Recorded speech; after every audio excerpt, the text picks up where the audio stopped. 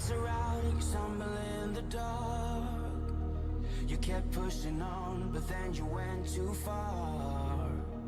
When your ship has sailed and all your dreams are lost, everything is wrong, you feel like it's your fault. Just remember, I will be there for you, baby. Remember, there's nothing out there to get you, don't forget it.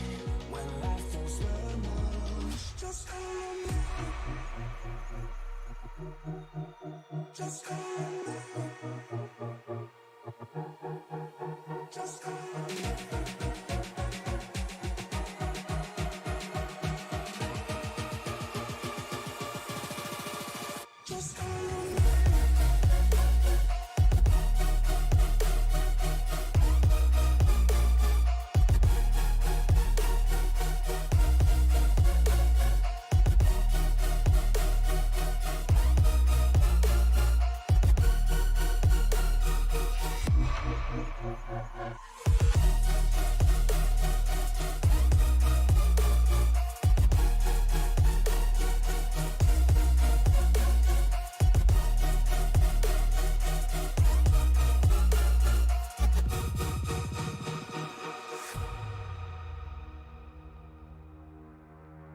You're stronger now than you ever been.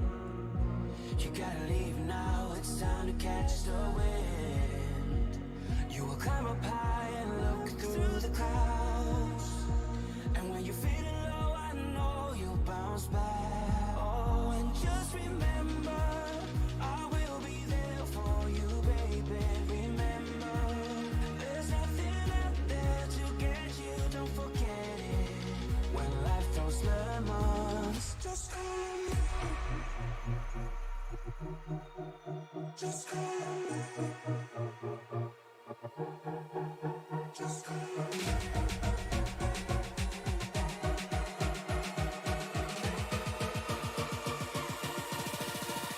Just remember.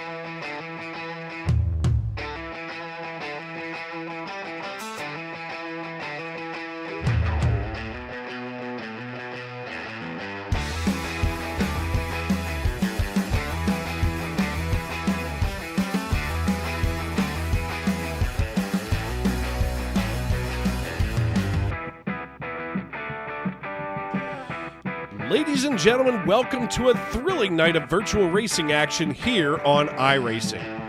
I'm Dave Regal alongside my partner in crime, Mr. Matt Metler, and special guest Alan Bergen in the Tony Trapasso Memorial Broadcast booth, and we're excited to bring you all the live action from the legendary Nashville Superspeedway. Tonight, the Stacy Strong Cup Series promises to be a showcase of skill, strategy, and sheer speed as some of the best sim racers from around the world go head-to-head in this highly competitive environment. iRacing is where the virtual meets the real, offering an incredibly immersive experience that mirrors the intensity and precision of actual motorsports. The drivers have put in countless hours of practice, perfecting every turn and mastering the art of virtual racing. This track is digitally rendered to perfection, capturing every bump, curve, and straightaway, setting the stage for what promises to be an electrifying race. We'll be bringing you all the action from start to finish, including expert analysis, driver interviews, and in-depth commentary on the strategies of playing. From daring overtakes to split-second decisions, every moment counts, and we'll be here to guide you through it all, from the green flag to the checkered flag, right here on Sim Racing Media. And boys, here we are, a three-man booth. I feel like this is illegal in some states, and I am glad to break the law with you two. That's right. I mean, Dave, you got me up with the booth with you. That's enough probably to get at least a warrant in every one of the, the contiguous states out there right now in the country. Then you throw in the outlaw, Alan Bergen, on top of it. We're probably already trending somewhere, just being here in the booth. So I agree with that statement 110%, man. But like you said, these drivers are going to be electrified here. We're in Music City, obviously the virtual variant, and these drivers are going to be pumped up, ready to rock and roll here in prime time. Alan, what are you expecting out of these guys tonight? Well, look, this track's going to be hot and slick, and I'm just excited. But we hit 4,000 subscribers last week, and this is like the first time on Sunday Night NASCAR that Dave's been on the air since we hit that 4,000 subscriber mark. And we're here to enjoy Yingling here. We're gonna crack that open right around the stage 2. So I'm excited for that. I've never had one, and I bought the Yingling Flight. And you really feel old when you don't get carded for alcohol. Yeah, that's when especially when they realize that there's more gray hair on your head than there are years on your driver's license. That's for sure. And here we are in week 18 here at Nashville Super Speedway. 88 degrees in the stands, 127 blistering degrees down on the asphalt, and this stuff has been beaten to death over the years. Just under a mile and a half, and we call it a super speedway. If you consider its little cousin that lives on the other side of town at the Nashville Fairgrounds, this is a super speedway. And to your point, Alan, I want to thank all of our viewers for subscribing and getting their friends and family to subscribe to Sim Racing Media. I know that it doesn't seem like a big deal to you folks, but it is to us right here. We bring you all the action every week among 6 days of racing on iRacing.com, and it's starting to pay off in dividends for us. And as Alan mentioned tonight here on Sim Racing Media, he's going to be tipping back his very first Yingling flight. Basically, I'll be putting on a cassock, and as he comes down to the rail to accept Jesus Christ into his heart, he will commune with the fine people at the Yingling Brewery, open in 1829 in Pottsville, Pennsylvania.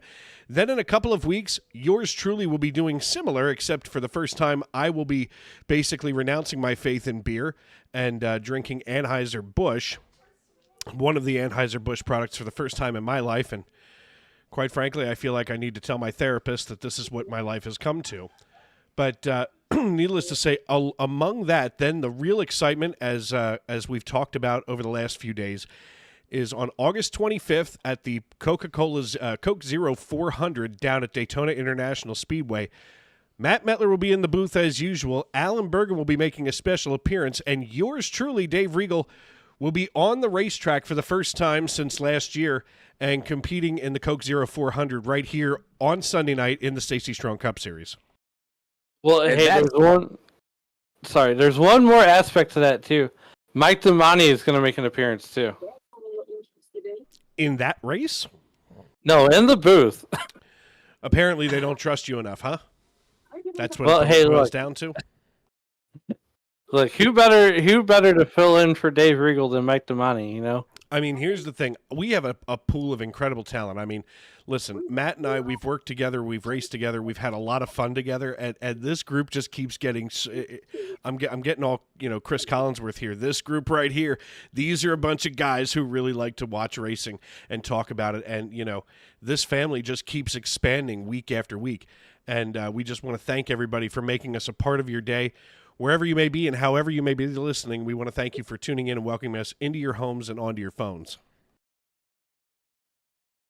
Yeah, well said, Dave Regal. And, to your point, hey, we're infectious, right?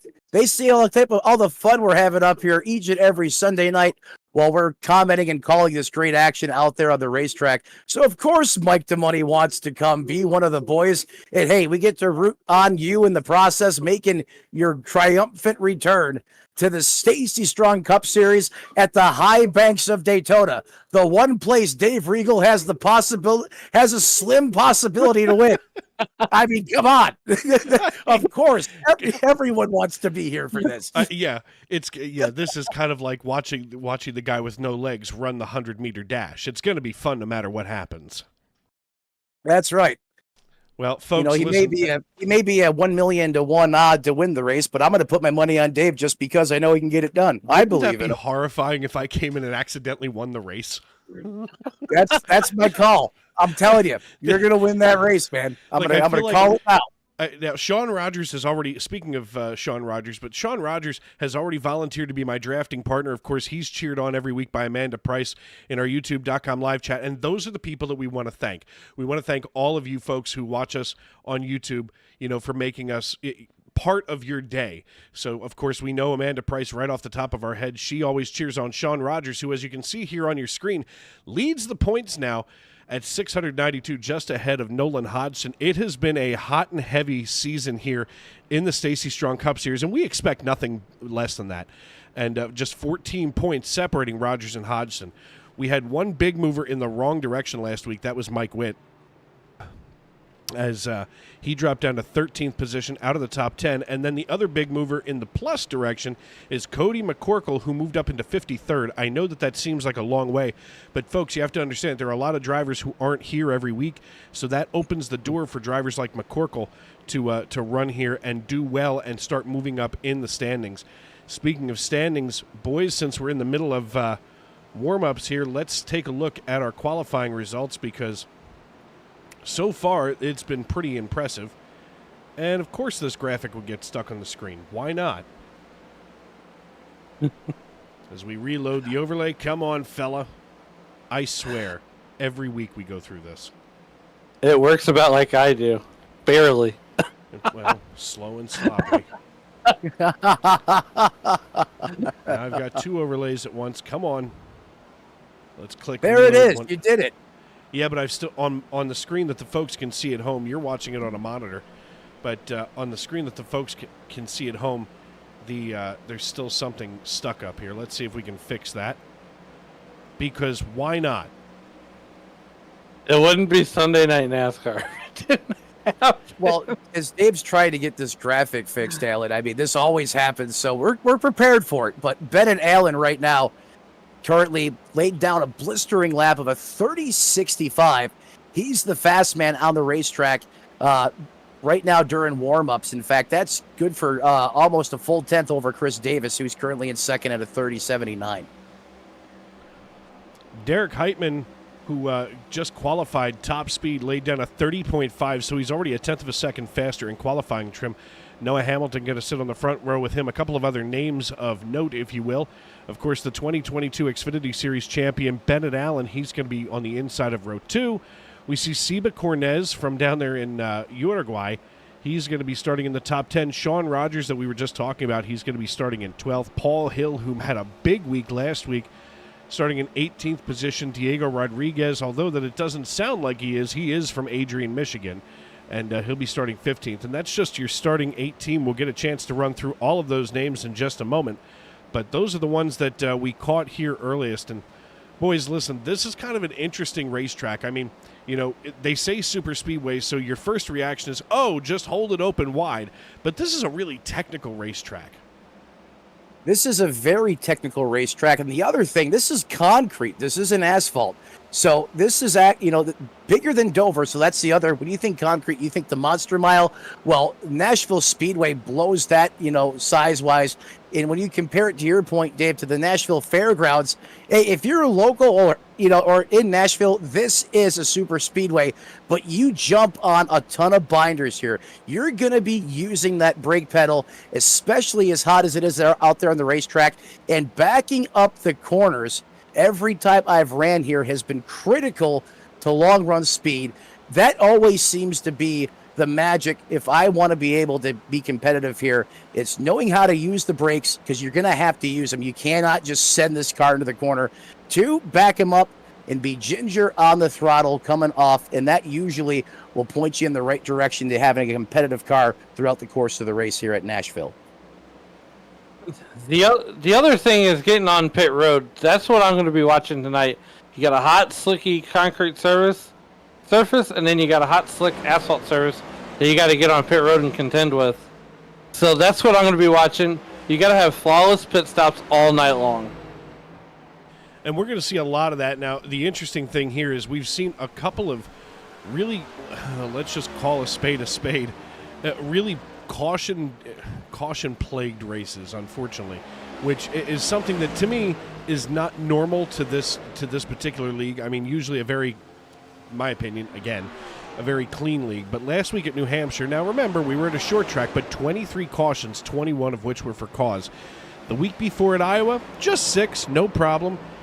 Two cautions at Sonoma, which of course was just the stage breaks, but 15 the week before that at Worldwide Technology. I mean, it feels like it's been a lot of cautions lately. These drivers are finally, in my opinion, ready to get back to work here and try to go at this green to green instead of having so many things slowing them down. And believe me, with 3 stages of racing tonight, they don't want to be held up, that's for sure. As we get settled in here, in fact, let me pull up that race info over there. There's that one. It's going to be a total of 300 laps with 10 tire sets altogether. So they'll start one, have 9 laid, and then stage breaks will be at lap 90 and 185. And then, of course, that long run to the end. Derek Heitman, though, he's going to be our pole sitter as we pull up this beautiful bean footage here. If we can find the right camera angle. There it is. And there's Derek here in the number 76. He'll be starting on the pole position. Noah Hamilton going to join him on the front row from Colorado Springs. Out of Chattanooga, Tennessee, Bennett Allen going to start on the inside of row 2 and be joined by Chris Davis out of Koshkonong, Missouri. Tane Hodison and Neil Pearson going to start in row 3, while row 4 featuring Eric Papineau and Chad Sanner. Seba Cornez and Tanner Marty in row 5, while Michael Witt and Sean Rogers going to be starting in row number 12. Cody McCorkle and Tyler Hunter starting 13th and 14th, with Diego Rodriguez and Ron Fitting in row number 8. Dalton Mobley and Paul Hill going to be starting row 9, while row 10 and rounding out the top 20 is Logan Giesbrecht and Caden Norfree. Matt? Thank you, Dale. I'll take you the rest of the way through the field.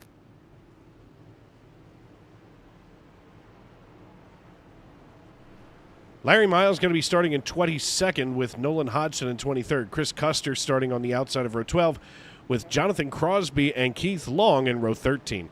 Kavaja Holt and Andrew Deemer in row 14 with Randall Watkins, Mr. 305, celebrating 6 years in cancer remission. Going to be starting in 30th position. Bobby Anderson and Richard Pruitt in 31st and 32nd, with Alex Prinzen taking the number 19 out of Lake Elmo, Minnesota, in row 16. Rich Jett and Steve Herring in row 17, and rounding out the rest of the field here, starting shotgun from Del Rio, and not Jack Del Rio, is Timothy Cook in the 09 Red Bull machine.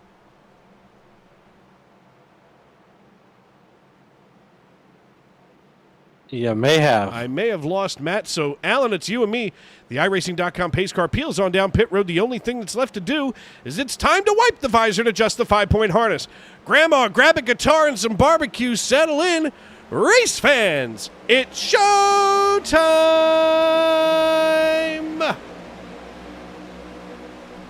Drivers. Go ahead. That was an introduction like no other, as Derek Heitman takes them off into turn number 1 here for 300 laps. Heitman taking the big jump right now over Bennett Allen, who's currently being chased down now by Chris Davis, and we're going to ride along with Davis here.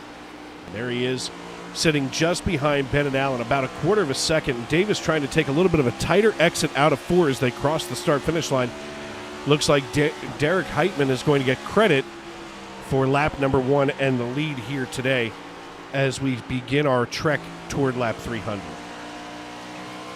Yeah, as we're riding along, these guys are going to get spread out quickly, and they're going to want to stay single filed out. But the action's going to start ramping up right at the stage ends, at the ending of the stages, because every point's going to matter. And right you are. I mean, every point in this, at least from what we've seen over the years, every point in this league matters more than the last point, that's for sure. You're going to see some of these guys, like I had talked about earlier, moving from 53rd in basic obscurity, where we're going to see him move back up here into the leaderboard with relative ease as we move on into the season. Derek Heitman just laid fast time down at 30.7 seconds And these drivers already starting to settle themselves in, many of them going single file as we see them here. As Tanner Marty runs in 13th position, he is side by side right now with Cody McCorkle as we see them hauling it down into turn 1. Yeah, this track is going to produce multiple lanes of racing. So you can race at the top to the bottom, as is showing on my live timing that Alexander Gangler has hit the pit road. Yeah, not sure what's going to bring Alexander down here. He, of course, our former race controller in this league. He just pulled in very upsettedly. Even missed his pit box. Let's see if we can go back here. Oh. Something's very, very, very wrong as timing and scoring just went to throw up. Maybe it had a Budweiser. I don't know. It could have been. It looks like Gangler didn't even make a full lap. Let's take a peek. And I'm going to actually go back a little bit further here. Gangler may have had some kind of horrific connection issue. Now, he's out there in Iowa. Well, as your resident weather guy, let me check the weather in Iowa.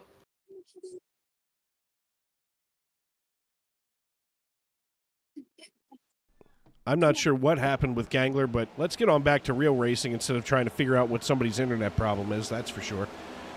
As we work lap number 7 of 300 on our way to lap number 90, let's check in here with the youtube.com live chat. Tonito Cornez saying, hola and buenas tardes. How you doing? That's how we say it here in Philadelphia. Then Pistons, Rods, and Dad Bod saying, good evening, guys. Could we focus a little more on the battles throughout the race and not just, sure, thanks. I could really use the help on doing my job. Cody M giving us the old what's up.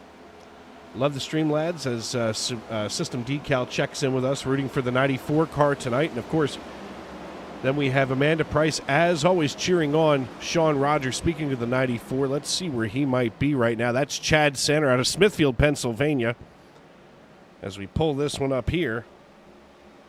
Of course, one of my fellow Pennsylvanians. We've got a lot of those in this league, and I know, Alan, that you and I have talked about that before, that it seems like somehow there's a lot of Pennsylvanians that have funneled into this league.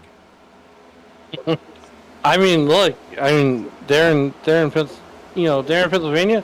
Pennsylvania is actually a hotbed for racing, with all these drivers, especially here in the S&N Cup Series. And speaking of a hotbed, Bad Chad Sanner, we're featuring him right now as he's currently on the move here in this dark horse, just inside the top 10 in that 9th place position. Dave, you mentioned a lot of Pennsylvanians in this league, and it seems like the more you guys talk about it, whether it's on the broadcast or just amongst the drivers, I don't want to say more come out of the woodwork, but it just seems like what's the word I'm looking for here? The Brotherhood of Pennsylvania just seems to really shine here in the Stacy Strong Cup Series as Chad Sanner works in that 9th place position. So we kind of widen things back out now. There's Dalton Mobley in the 2. He has been on a hot streak as of recent as well. He's got his work cut out for him, though, Dave, is he's mired back in 16th. He's got a long way to go to get up there inside the top 3. Yeah, Dalton Mobley runs in 16th. He's got Diego Rodriguez hot on his heels. Let's ride along with Diego, as a matter of fact. And I'll tell you what, Diego Rodriguez here out of Adrian, Michigan, already showing signs of a little bit of tightness here coming through turns 1 and 2 as they come down the back chute. I'm guessing that we're going to see a lot of drivers that may have set up just a little bit differently here.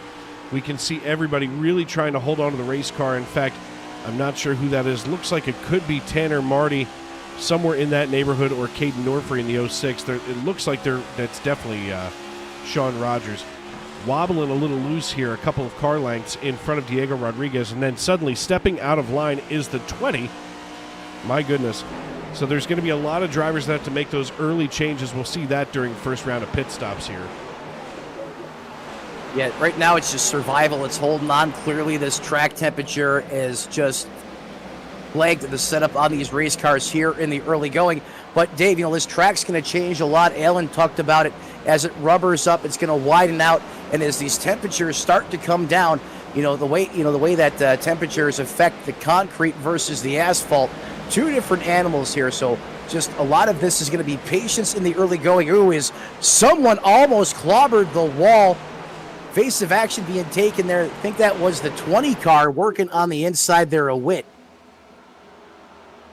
Yeah, so I would imagine these guys are going to start shifting too. Sorry, Dave. I imagine these guys are going to start shifting at some point in the middle of the run. Yeah, getting those RPMs up where they have to be is going to keep all four wheels, equally placed on the racing surface. Diego Rodriguez now working underneath Dalton Mobley. He's been kind of setting himself up here, and this was a long battle coming. As now they work here on lap number 14, we can see Diego Rodriguez side by side, almost able to wiggle his fingers into the window net of Dalton Mobley, and now Diego still trying to hold on to it. My goodness, he's getting a little help in the form of the 69. That's Tyler Hutter, with none other than Nolan Hodgson in the 12 car behind him. Now, suddenly, Diego able to work his way past Mobley, and that's going to slide Hutter into the third slot there behind him, running in 18th position. And here comes Mobley all over again. Yeah, Mobley, he is just, here's another one of these drivers that's just not going to sit there and ride. He's always up on the wheel, especially if he's got a good car underneath him, looking for him to gain positions and take them often when he can.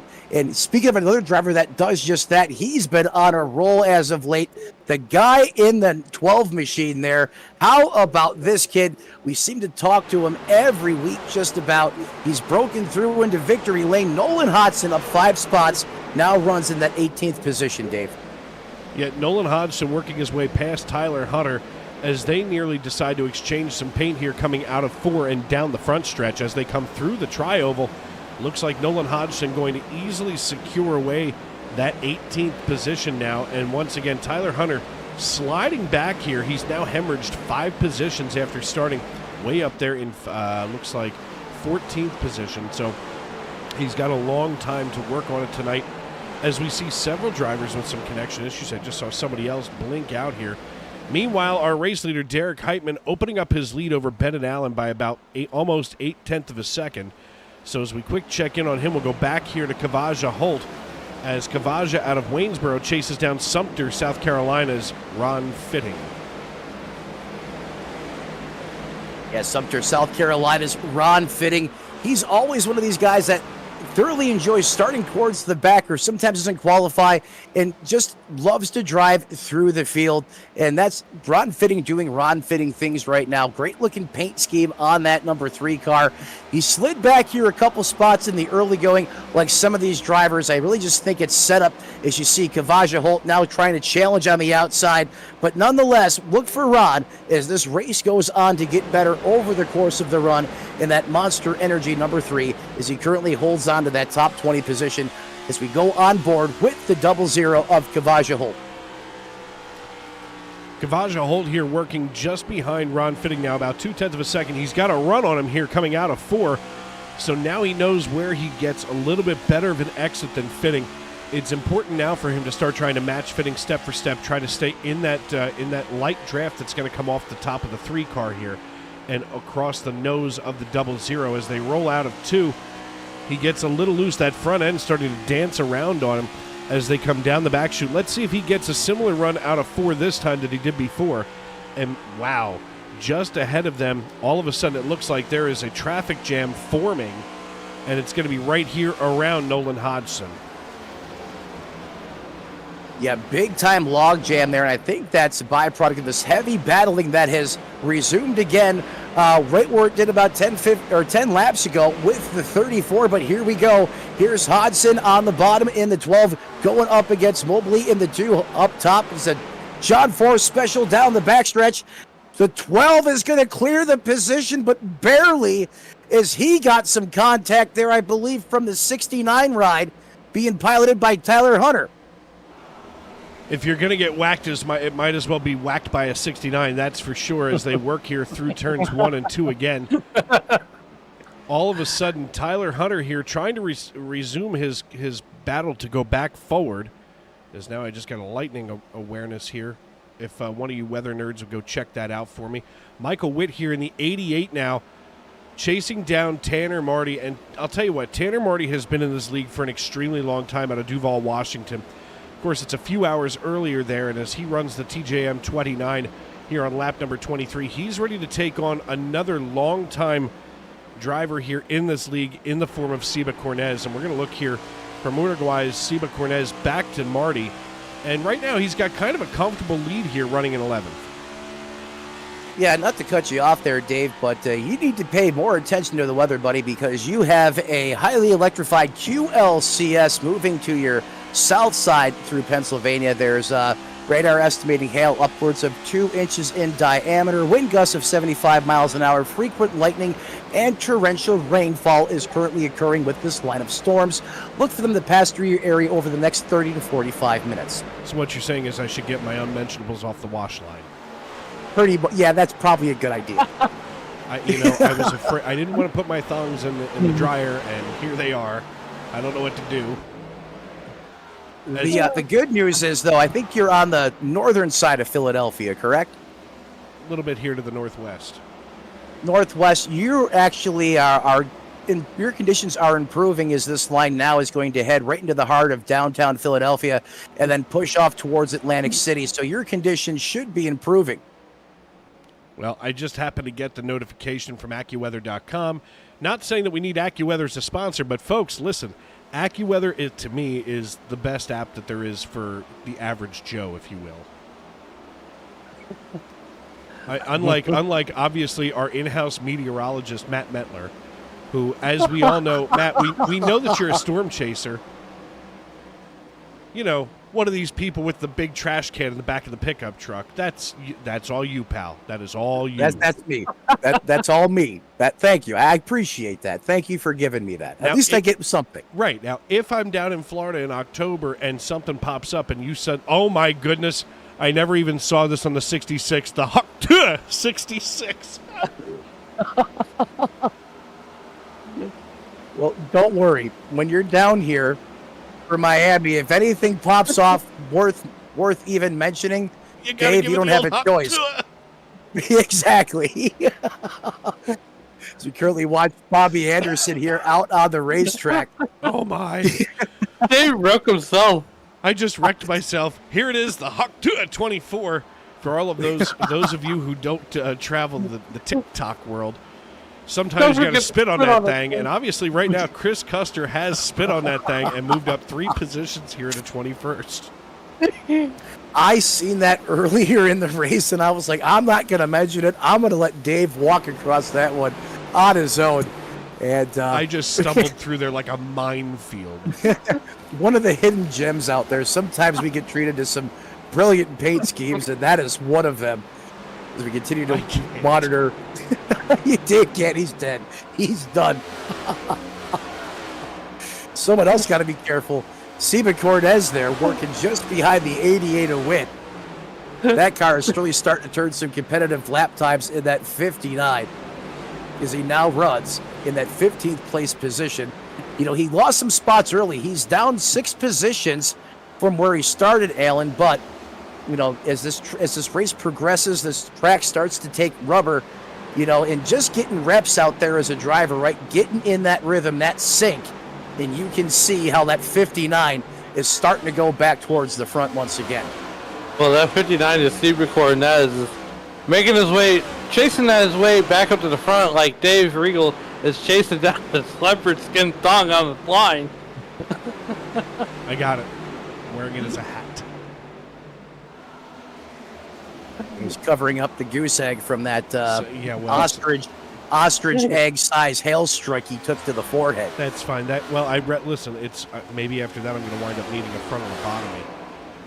Of course, I'd always rather have a bottle in front of me instead of a frontal lobotomy, that's for sure. Paul Hill here, he leads Sean Rogers, who of course is cheered on by Amanda Price in the YouTube.com live chat, but Sean Rogers trails Paul Hill by just less than 0.2 of a second.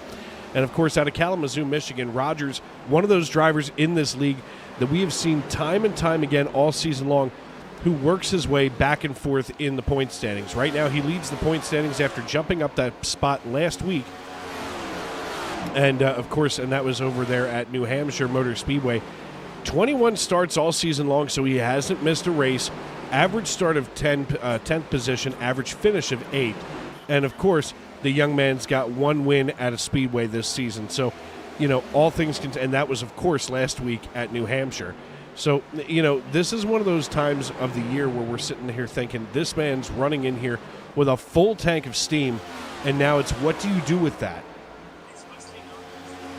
You go win again. Exactly. Hey, momentum breeds momentum, and if you're picking them up and laying them down, and let's be honest, Sean Rogers could actually easily have a lot more wins this season than just one. Ooh, it is getting spicy out there on the racetrack. The old Dead Slayer there going at it with Sean Rogers. Now we go on board with Tane Hodison, taking a look at the front of that 94 being piloted by Chad Center, and he is just inches off the back of that race car in the corner. I'll tell you what, I just happened to see it, and I had to quick go to it because, my goodness, that was starting to get a little dicey there with the 93 right in front of the 94. They've literally swapped positions here a couple of times, and, you know, now at this point with 34 laps on these tires, we're going to start to see some slip sliding around as now the 94 of Chad Sander out of Smithfield, Pennsylvania, works the low side. He's going to bring along Sean Rogers as Rogers, doesn't have time to catch up and check up. My God, Paul Hill here in the Dent Slayer, number 6, is just back there salivating, watching this battle go on between these guys. And as we widen it out here to the eye in the sky, here's Paul Hill giving just enough room for reaction time to Sean Rogers as Rogers nearly kisses the bumper of Sander on his way on past, gives him a little wave and shoots it down here into turn 3. Yeah, he's going to really drive it in there. He wants the spot, doesn't like being in that seat right there, just working off the back of Sander. Is clearly the handling on that car starting to go away. And, I mean, Rogers there, it almost got ugly quick, fast, in a hurry, but luckily he was able to pilot that ZL1 Camaro safely on by the 94. But here we go again. Now we have a newcomer challenging that 44. Going to peek down here to the inside, taking it all the way down to the bottom, and that is Paul Hill. Paul Hill drifting just behind Chad Sander. He almost gets like a taste of that draft coming off the back of the 94. Now he goes side by side as they give a little bit of rub to one another coming out of the front stretch here. My goodness, suddenly I can't talk. Wow. Words, I get them real good. Sean Rogers now running in 6th position. All of this is going on just behind Eric Papineau. We're going to look here from the rear of Papineau. And right now, Williamsburg, Virginia's Eric Papineau gets ready to hold off Sean Rogers. We see these two names closer than ever almost every week, as now Rogers has reached in here to find himself another gear to work on past Papineau. And my God, it's like Papineau wasn't even there. So either Papineau's slowing down or Rogers has decided to grab a hold here and try to really put on a show at the end of this tire run as we work lap number 38.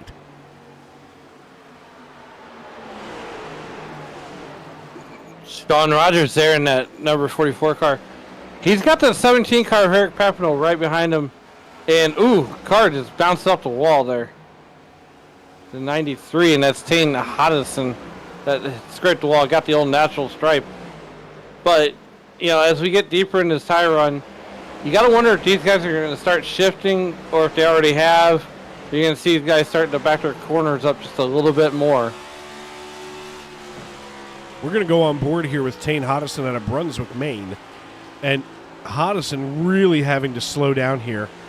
I don't think he wants to shift down right now. I think he realizes that the rears on this thing are all kinds of cooked off as now he's starting to bleed back positions and fade into 8th. There's the shift. So he grabs for 4. Let's pull up his dashboard here on the right-hand corner of your screen. Looks like he's going to hit 5th about here. Nope, he stays in 4th all the way down the back chute. That's interesting. They might be using that 5th gear as a overdrive, like a push to pass, if you will. Well, I don't know if he's got it right now in the rear. There he is. Hitting 5th just before coming into turn 1, and then dropping back into 4.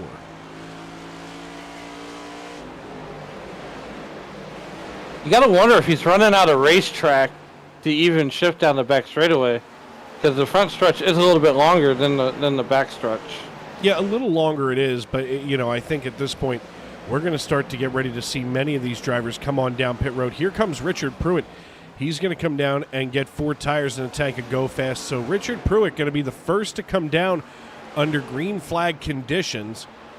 I see all kinds of shuffling here. Not sure who that is, but that's definitely a connection problem. Larry Miles in his debut race here, running the 57, just ahead of the double natural of Rich Jet, just behind the double natural of Rich Jet. So we want to welcome Larry Miles to, of course, the Stacy Strong Cup Series. Another Canadian here. Canadian. That was something that Alan Thicke used to do, apparently. Here we go. The Big Turk Minis. I don't know what Big Turk Minis are, but they look delicious. And as you know, I am a professional fat guy, so I'd like to check that out. Turkish Delights. Turkish Delight something. Yeah, I'm in. That's fine. And apparently they're available at Tim Hortons. They are from Nestle. I don't think I can get behind those. I'm fine. I've had Tim Hortons coffee, and it's delicious. I mean, I'm not really a coffee drinker, but... You should be. That way people will stop checking you for a pulse at 8 o'clock on a Monday morning. Derek Heitman here in the 76. He gets ready to put Matt Mackin down a lap. There's all kind. I can tell whatever's going on here with timing and scoring. I see it here with Michael Witt. Looks like he's got connection issues, as well as Bobby Anderson. These are obviously some of the storms that were moving through Pennsylvania, because those are two names that I definitely, I've got red flags on, that's for sure. But Derek Heitman now with a 5-second lead over Neil Pearson. And, right now things have just gotten strung out like the line at a methadone clinic. And everybody kind of in their own little areas. No real problems here. 45 laps in the books. We're halfway to our stage 1 break.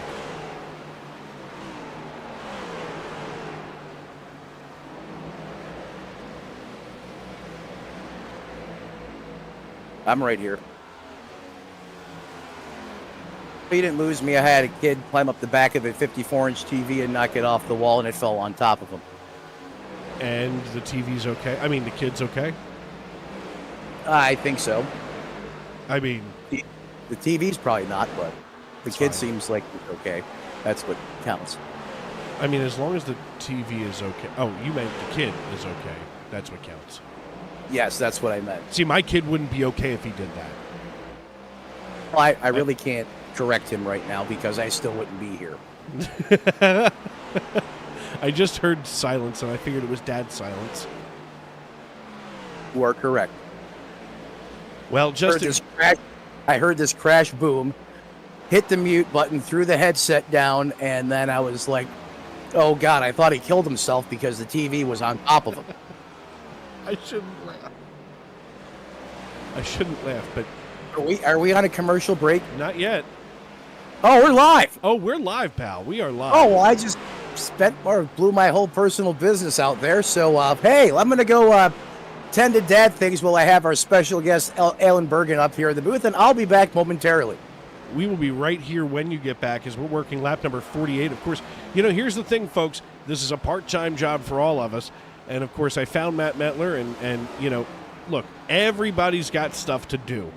And sometimes when you hear your child pull a TV off the wall, you've got to go take care of that before you finish watching a race. If there are any gripes or problems, you can send them directly to the to the circular file, because I don't care. We're dads first. We're broadcasters second. Eric Papineau coming down pit road with Paul Hill, Chad Sander, Michael Witt, Larry Miles, Seba Cornez, Chris Custer, and Chris Claude. As we take a look here at Chris Claude out of Fairview, Tennessee, he's going to ride on down pit road. Let's ride along with the chief cook and bottle washer. He qualified in 22nd as he comes to a blissful stop here just behind Larry Miles. Looks like Chris is going to get 4 tires and a tank of Go Fast. The right side drops. We wait for the left side to go up. Obviously, Chris, after starting in 22nd, just trying to feel his way through, stage 1 here. Of course, once we get through these next 40 laps or so, as we get right behind the old Hawk number 66, We're going to see Chris here get back up to speed. That, of course, Chris Custer in front of Chris Claude. They always seem to be near one another.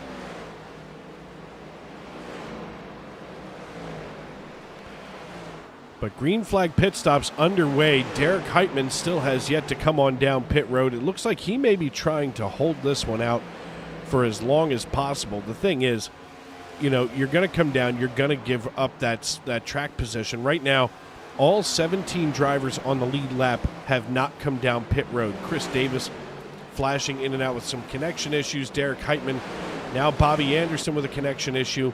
Obviously, some storms after a basically furnace-style week here in the northeastern United States, the mid-Atlantic states as well, has prompted all of us to have some thunderstorms on Sunday evening. And you know what? That's just fine. At least you got to enjoy some of the good weather on the weekend.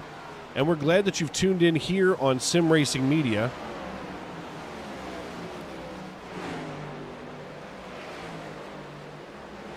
Guys, why would you... lights out.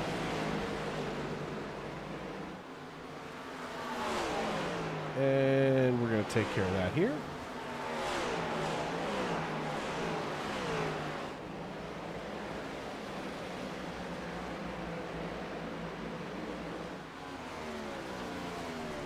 We appreciate positive things on our channel here, but Lights Out has decided that they wanted to be quite negative, and quite frankly, that doesn't really line up with what we're trying to do here on Sim Racing Media. We want to thank everybody for tuning in, making us a part of their evening as we work lap number 54.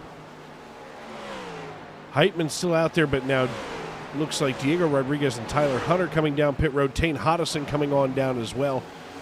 Waiting for Derek Heitman to come down pit road, and here he is. Race leader Derek Heitman, after starting on the pole position, comes in for a break for the first time in 54 laps. He's got a long way to go to come on down pit road, but while he does that, we're going to step aside and pay some bills here on Sim Racing Media. I'm Dave Riegel, they are Matt Metler and Alan Bergen, and this is Sunday Night NASCAR.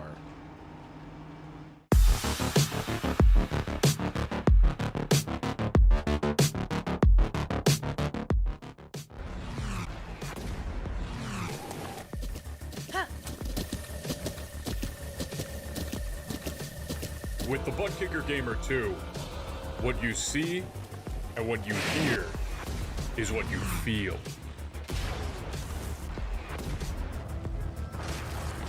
Butt Kicker. The future is feeling.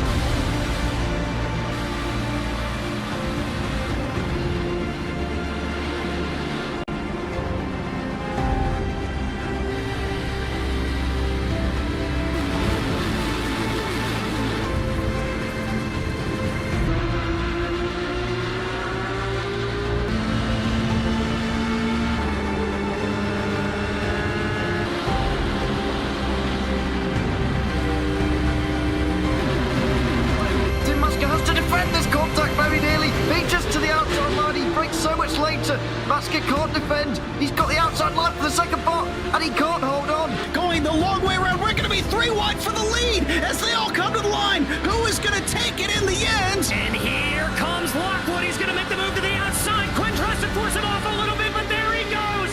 It's going to be side by side through turn 1. Will he be able to cover him off? He does. Weaving back to the left-hand side. Reynolds is trying everything. The kitchen sink is being thrown at it. They're leaning on each other. Coming into turn number 3. It's going to be a drag race through 3 and 4. Coming back to the line. Here comes Frisch on the bottom. Richard's going to hold the inside. Tries to be the late breaker here. They're going to be side by side through the final chicane. They bang doors, but keep it clean. has that still 4 wide on the run down into the back straightaway. Demerit's looking for a line as well. What is going on in Michigan? Novak into the fence. They're still beating and banging. Oh my and to the line. He is much faster coming through there. Is there damage on Challenger? Aphrodite is ahead. There's going to be a race to the line. Who is going to get it?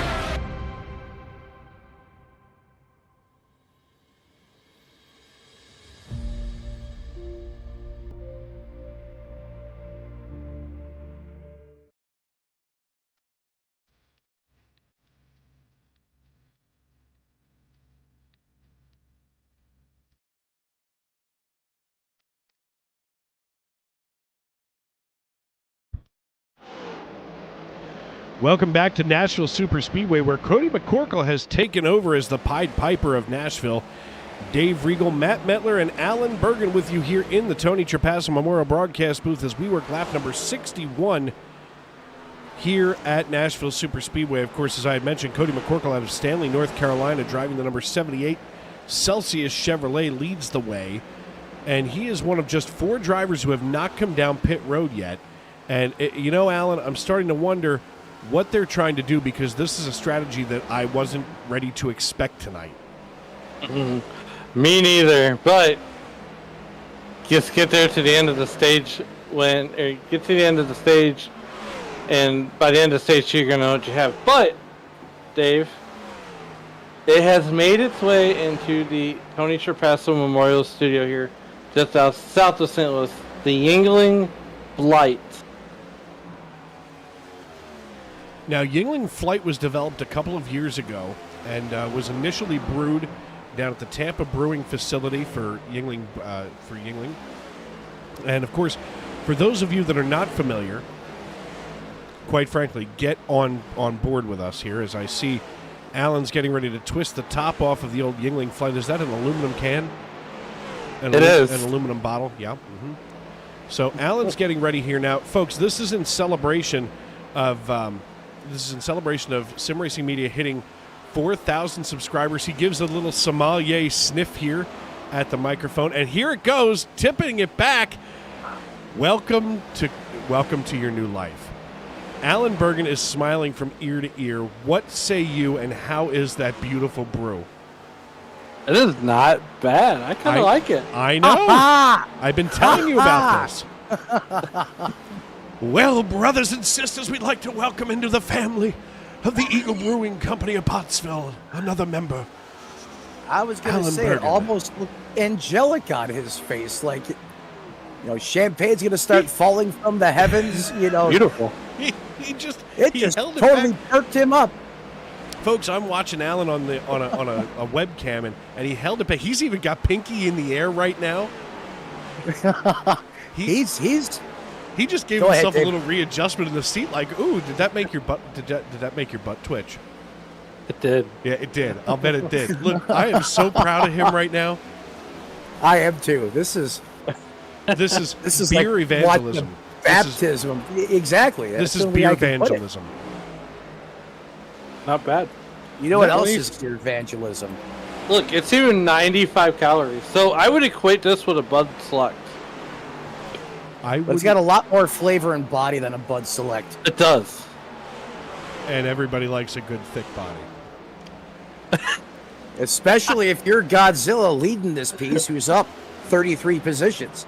I mean, Rich Jet in the 77, he's not up 12, 22, 33 positions. I know he hasn't been down pit road yet, but Godzilla right now is flexing some serious long-run muscle. And, if you go back to that driver in P2, Dave, you talked about him at the top of the broadcast regarding the points that he gained last week. And here he is trying to do it all over again. Cody McCorkle in that Celsius machine runs P2 as he now is getting ready to come down pit road. Oh, he gets sideways, locks it up. My. Save it.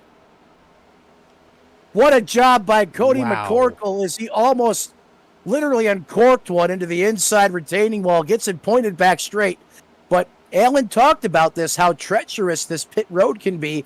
And out there on those old Goodyear Eagles, that almost spelled disaster for this great run currently being driven by the 78. Yeah, I mean, Alan had that one pegged for sure. I mean, getting here onto pit road is treacherous. It every time I say the word treacherous, all I can hear is Cloris Leachman in Young Frankenstein. Stay close to the candles. The staircase can be treacherous. So here's what we're going to do with this bottle here. Once I'm done, I'm going to rinse it out real good. And I'm going to sign it and put thank you for 4,000 subscribers, and then I'll mail it to you guys, and we can all sign it. And let's raffle this thing off. Hold on to it until October when we go to Miami, and we'll all send it. Or we said. Do you remember chainmail? Are either of you familiar with the original form of chainmail? How could I not? I mean, or that could be our chainmail package. He sends it to me, who sends it to you, who sends it to Michigan, who sends it. You know what I mean? Oh my God, that'd be so cool. But we gotta think of who we want to. We gotta somehow raffle this thing off once we all sign it. Well, I know that we already have one special thing going on here. I mean, well, technically two more special things that'll be going on here on Sunday Night NASCAR. Of course, in a couple of weeks, I'll be tipping back my very first Anheuser-Busch product. Which, I realize that you gritted through. You know what? First of all, let me just tip my cap to you, sir. You gritted through it. I realize that Yuengling, to most people, is more of a curiosity than Anheuser-Busch. But, you gritted through it, and you obviously decided that it is acceptable. And I will do the same thing, and I will close my eyes and drink a Bud product. But and maybe I will like it better than I can't imagine it, but maybe I will. You'll be afraid to the porcelain.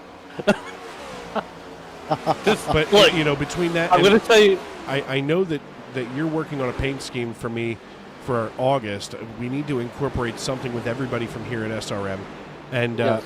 Or maybe throw something out to the viewers here on YouTube.com. We can do that. And the paint scheme will come from Cody Williams Designs. He has done a beautiful job on my Dirt Super Late model. Hello. Not to cut you off there, Alan, but Rich Jet just went Cordy McCorkle 2.0. He had a big-time slide coming in. He overshoots his pit box. That's going to cost him time as we go back to the replay. There it is, as he went full-blown drift mode on the entrance to pit road, gathers it up, doesn't go mow the grass, and then he kind of blows his box right here, has to click it into reverse. All four tires have to be in the stall before iRacing will let you go to work on the car. Is Godzilla, last person to come down pit road, and that's going to cycle the lead back to the one and only Derek Heitman, as he now leads Neil Pearson over 5 seconds. I can't believe it. Derek Heitman is an absolute missile out there right now. Yeah, 5.15 seconds right now as we take a look here at Diego Rodriguez in the midst of a little battle. He's got Michael Witt and Bobby Anderson in front of him, and as we look here from the rear of Bobby Anderson, we can all of a sudden see they're getting ready to go side by side here. Is Diego Rodriguez in the 34 and Michael Witt in the 88. Rodriguez just blew the doors off of the 34. The 88. I'm not even sure how that was possible. It's like he wasn't even there. Chris Claude with some connection issues. Now I see Kavaja Holt with the same. Those guys, of course, down there, Waynesboro and Fairview, Tennessee. So obviously some things going on with signal problems. Thankfully, tonight is not the night that we have them here in southeastern Pennsylvania. That seemed to have cleared itself up after last week's kerfuffle. Well, kerfuffle it was. But here comes that two-car. Can't quite clear him. So, Matt, you drove this race last night, half the distance, 150 laps. What was your take on the racetrack as you were riding around there in the ISNF Cup Series? I really like the racing surface. Granted, it's kind of comparing apples to oranges because in the ISNF Cup Series, we're relying on the fixed setup where this is open. And, the car feels like night and day difference, especially depending on how you tune it and set it up. But this car does not want to be overdriven. If you tried to overdrive it, if you tried to get aggressive into the corners, you would just cook the right front off of the race car. And then once that happens, well, it turns into a, as Tony Trapassa would say, a snowplow or a dump truck. It would not rotate, and it would just want to take up off the hill on you. I had a good strategy there, if you remember. I was able to restart out P2 on the outside row there until, well, my son decided to disconnect my pedals, and I about destroyed the entire outside line on that restart. But, so, you know, but point being, you know, I like this racetrack a lot. It widened out as the race went on, and there was opportunities to make passes, especially if it stayed green, because, you know, the guys that drive a little bit harder in the early going, you know, their cars fell off a lot, where if you took care of your equipment, you were really able to make up good time in a lot of positions out there as the run went on, Alan. Yeah, absolutely. And, you know, we got to see a lot of different fuel strategies last night in your race, but we're approaching, I would assume, would be 20 laps, you know, in the stage, and yikes! Oh, we almost had a moment there. Yeah, Matt Mackin almost got together there with the other dark horse. Just bear with me here, folks, as we get the cameras pointed back in the right direction. There we are with the 34 of Diego Rodriguez. That almost was up close and personal, but now the 34 is going to clear Mackin, and in fact, he's about 0.3 quicker a lap right now as he's closing in on Chad Sanner. We send it back up inside the top 10 to Nolan Hodson, who continues to climb the ranks here tonight, up 17 positions. Second biggest mover inside the top 10 right now. That belongs to Bobby Anderson in 9th, who's up 23 spots. But nonetheless, Nolan Hodson continues to get better as these runs go on, like we've seen him do in past weeks. There's the thumbs up from the flight.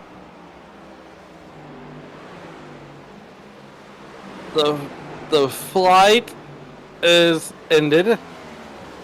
There it is, the empty bottle. Oh, wow. Well, Alan Bergen, you have done it. You have made the conversion. Welcome to Yingling. And it wasn't as bad as you thought. See, you didn't grow any weird objects coming out of your head. You're still speaking the same negative. You're still speaking English. And in fact, it looks like you got a little bit more of a ting in your eye. So, hey, I say it's a win-win across the board for you, buddy. Well, hey, you know, now we're going to think something big once we get to 5,000 subscribers. Yeah, I could only imagine what you're going to have in store as we approach that next milestone. Again, I want to thank everyone on on Sim Racing Media, obviously everyone in SNN, all the viewers, everyone that makes us possible here at SRM. We could not do it without you guys helping, supporting the cause each and every time we're live in prime time.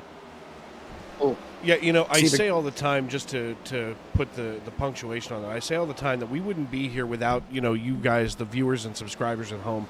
And, you know, we've gotten to know so many of you through the YouTube.com live chat, through tuning in, you know, week after week. And it's what makes it fun to do what we do here. Whoa! A little wiggle out of Seba Cornez here on lap 86. Whoa. We are 4 laps to go here in stage 2, or stage 1. And I'll tell you what, Seba almost just blew the dynamite right in front of Ron Fitting. For everything else, there's MasterCard. Woof. Don't leave home without... Oh, no, wait. Don't leave home without its Amex. I couldn't help myself. I see the MasterCard logo there on the hood of that Toyota Camry there, the 59. And I used to like those commercials from back in the day. Now, as we go on board with Ron Fitting in the 3, he's working that second groove, trying to get that top lane to come in. As he's back even with the board. Started 16th, and that's where the 3-car runs. This all going Seba. on. Seba almost gave the kiss of death to the 57 of Larry Miles. Let's see if we can go here to the rear.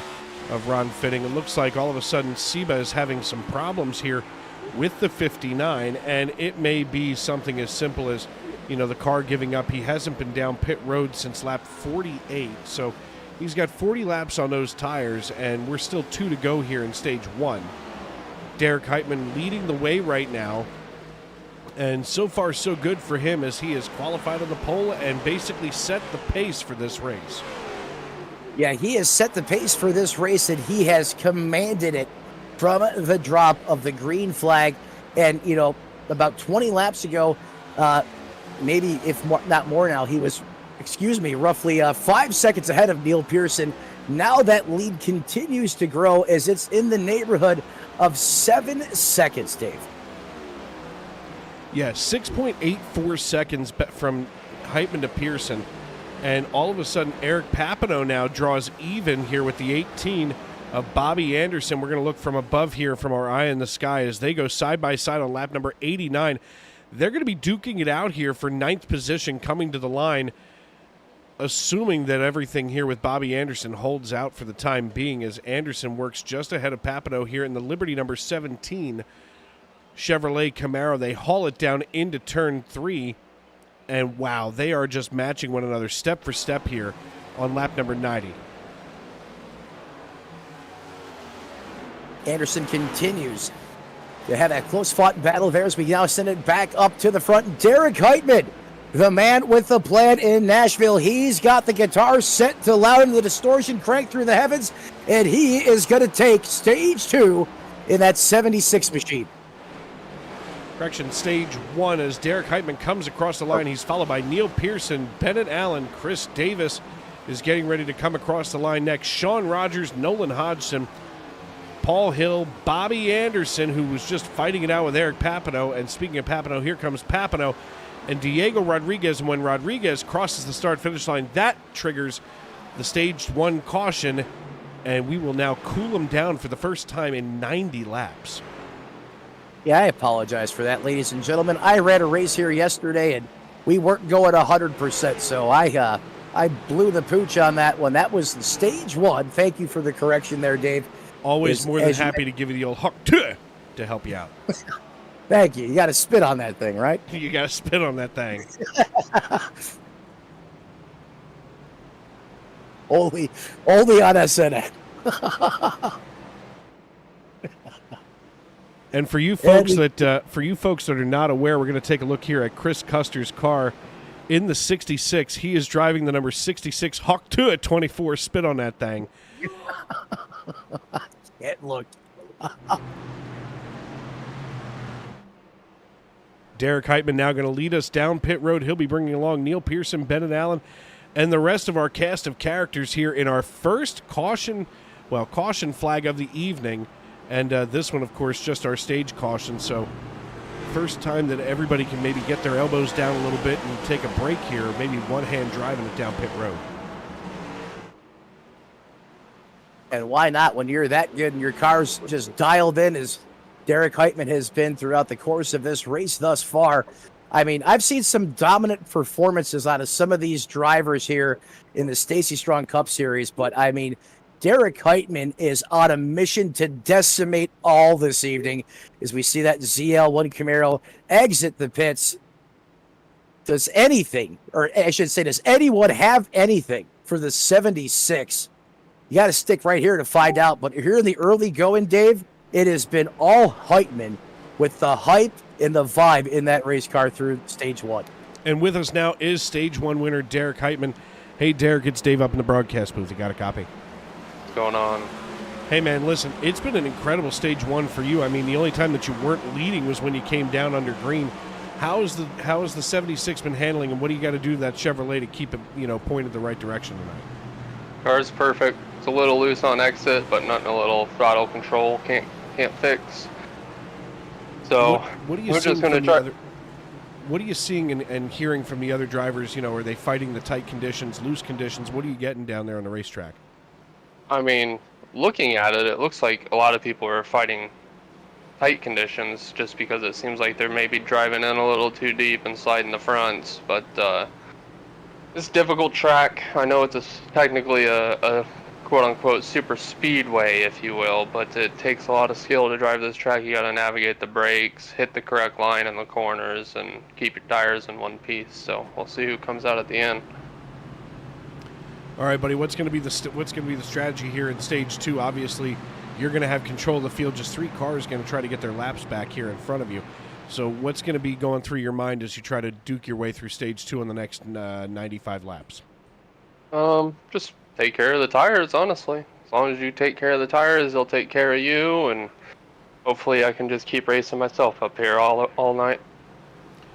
All right, my friend. Well, listen, good luck the rest of the way, and I'm sure that we're going to see you at the end of stage 2 and certainly at the end of 3. Thanks, Dave.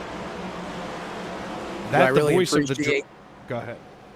I was going to say, I really appreciate Derek Heitman making me look like I know what I'm talking about for once. So appreciate his analysis. And I'm telling you guys, these tires tonight, you wouldn't think it. I mean, it's a cookie cutter racetrack or a super speedway, as he said, but you heard him. You got to be able to utilize the brakes. You had to have the throttle control, the discipline, and you got to take care of these Dr. Feelgoods. And if you don't, it is a bad handful out there. 120 degrees still down here on that concrete racing surface. The iRacing.com pace car lights are out, which means that we'll be getting ready to go back green flag racing any moment now. And, guys, one of the takeaways that we have here from stage 1 is that a lot of these drivers, first off, we went clear green through stage 1. A lot of these drivers have given a ton of real estate to one another to keep the racing competitive but clean. And they really have, Dave. And you've seen a lot of great showmanship out there. You've seen the respect and you've seen the veteran presence of these drivers in this field, understanding, hey, you can't win it on lap 1, but we got to go 300 laps here, and you got to have a race car with all corners on it and preferably driving straight to be able to win here when it all comes down to the checkered flag. Let's see if we can keep this trend going into stage 2 as we get ready to go back green flag racing.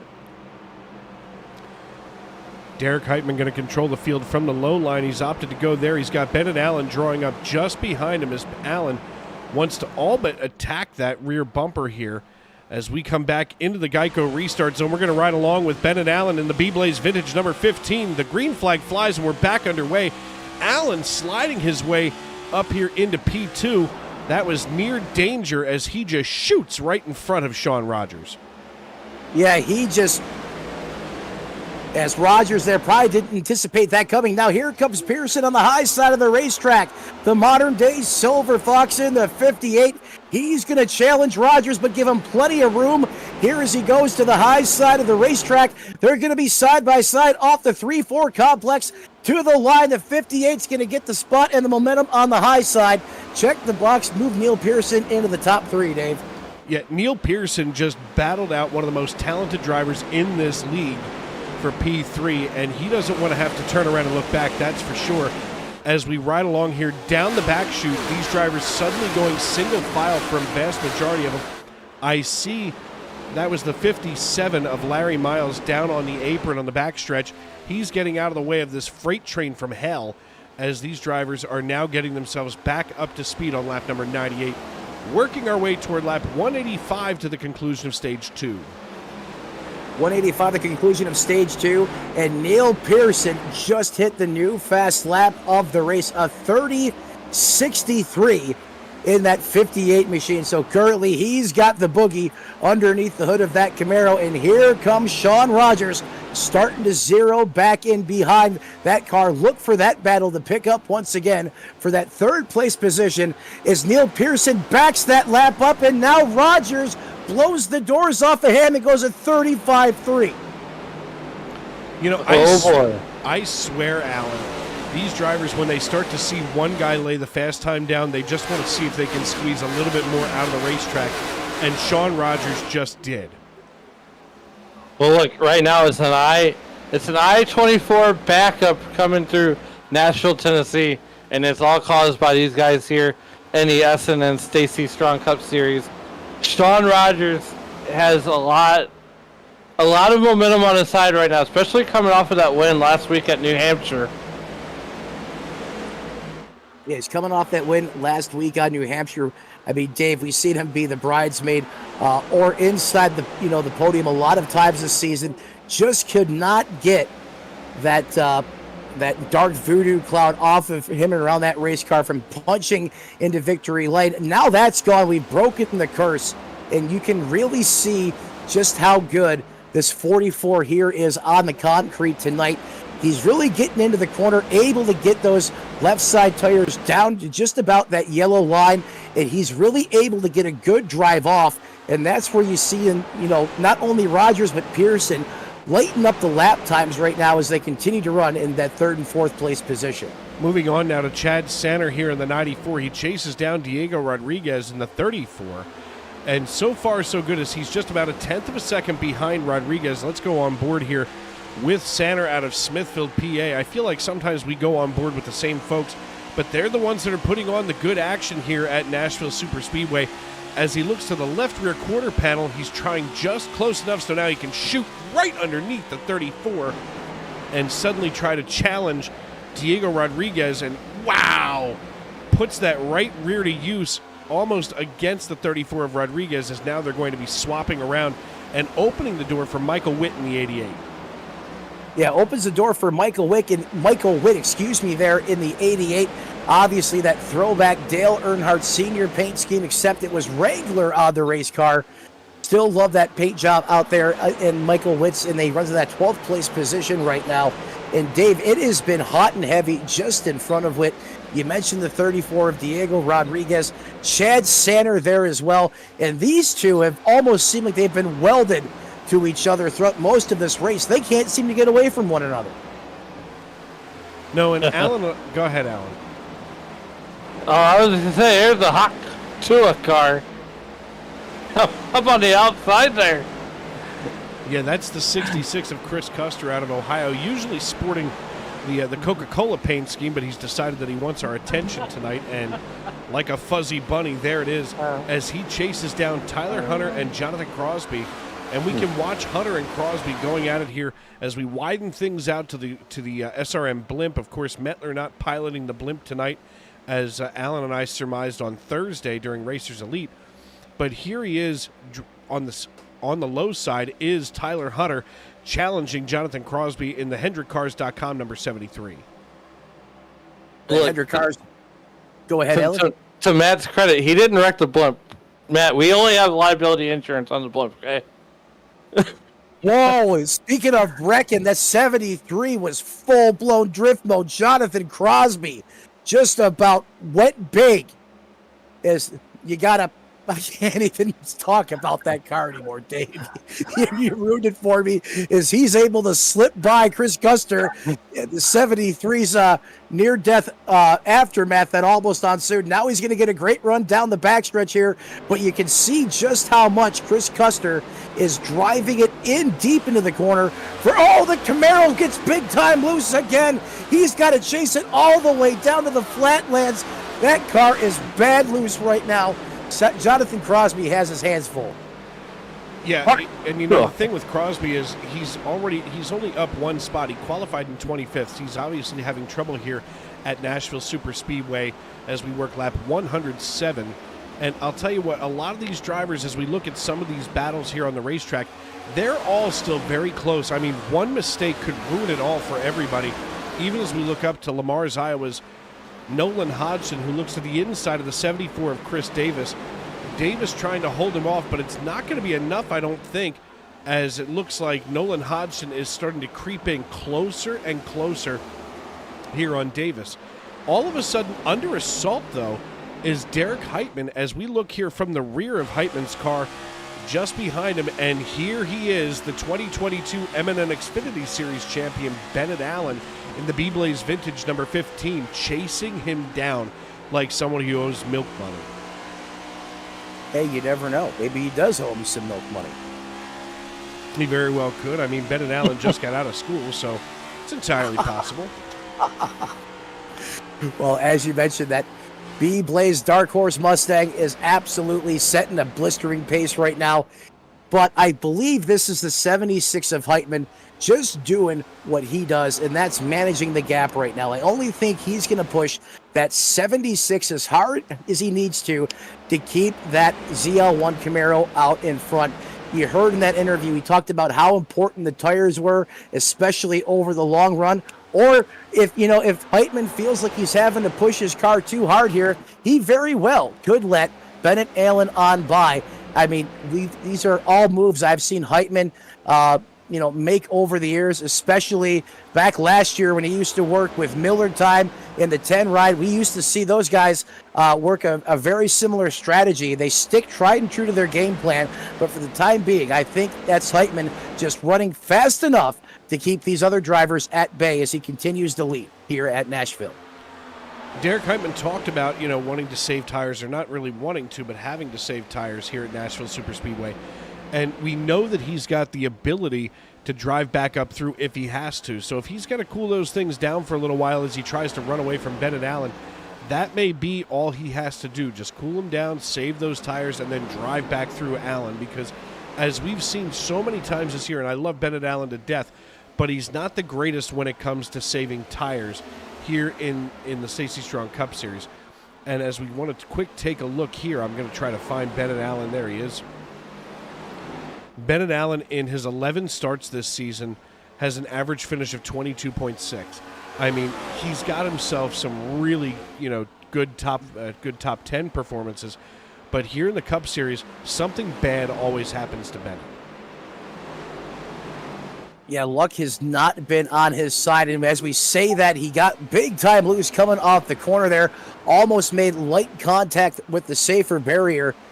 And to your point, Dave, these cars are two different animals, right? The Xfinity Series car couldn't be anything farther from this car, which is almost like a V8 supercar. And I know you said we're not saying next gen anymore. We're calling it the Cup car. But even so, it's completely, they couldn't be further worlds apart, and that's another reason why he could just be struggling with this car at time to time, although he does seem to have speed as Bennett continues to run in third. Working lap 114 here, Chad Sanner just behind Diego Rodriguez once again. I feel like we're going to see these two stuck like glue, that's for sure, all night long. Another battle for position here is Chris Claude holding off Timothy Cook. I know that they're each, a lap down here, and there are a lot of drivers that are. But Chris Claude holding on to 20th position right now ahead of Timothy Cook. He's trying to battle his way up toward Cody McCorkle in 19th, and there's still a lot of space there.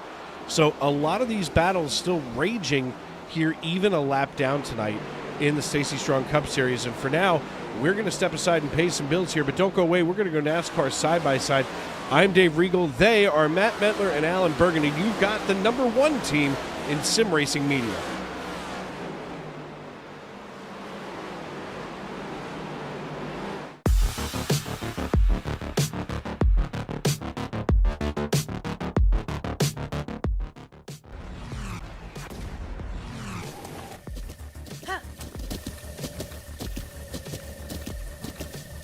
With the Butt Kicker Gamer 2, what you see and what you hear is what you feel.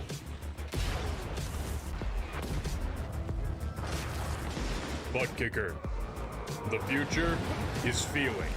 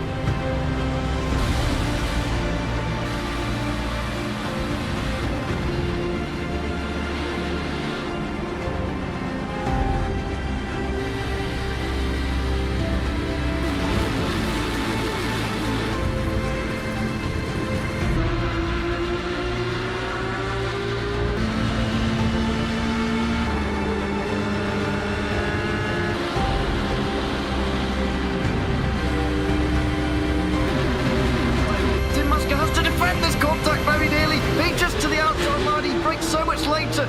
Basket can't defend. He's got the outside line for the second part, and he can't hold on. Going the long way around. We're going to be 3 wide for the lead as they all come to the line. Who is going to take it in the end? And here comes Lockwood. He's going to make the move to the outside. Quinn tries to force it off a little bit, but there he goes. It's going to be side by side through turn 1. Will he be able to cover him off? He does.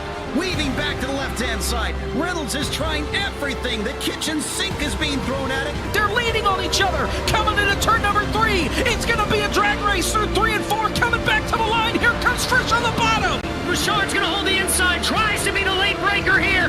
They're going to be side by side through the final chicane.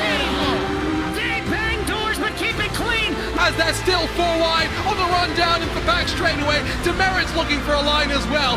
What is going on in Michigan? Novak into the fence. They're still beating and banging. Oh my and to the line. He is much faster coming through there. Is there damage on Challenger? Apromitis is ahead. There's going to be a race to the line. Who is going to get it?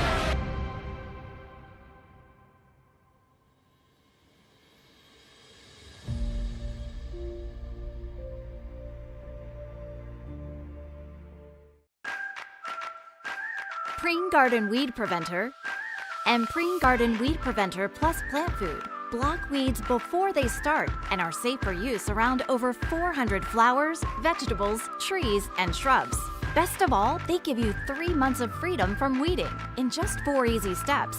You can apply Preen anytime before or during the growing season. But since it's a weed preventer, not a weed killer, early spring is best. Here's how. Start by removing existing weeds and their roots in the area where you want to apply Preen. Sprinkle granules directly onto dry soil, mulch, or stone so that they're evenly spaced. Within 24 hours of applying, integrate the granules into the top layer of soil or mulch or stone-covered bed. Finally, water with a hose or sprinkler, or a well-timed soaking rain to activate the protective weed barrier. When activated, Preen creates an invisible weed-fighting barrier just below the soil surface that targets and prevents weed seeds from sprouting and forming roots. People and pets may enter the treated area once dusts have settled and the area is thoroughly dry from watering or first rain. That's it. Now you'll have a beautiful weed-free space and 3 months to do anything but weeding. Satisfaction guaranteed.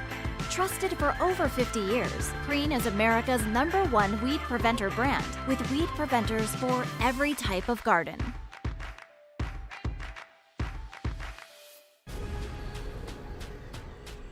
The most realistic online racing sim ever made.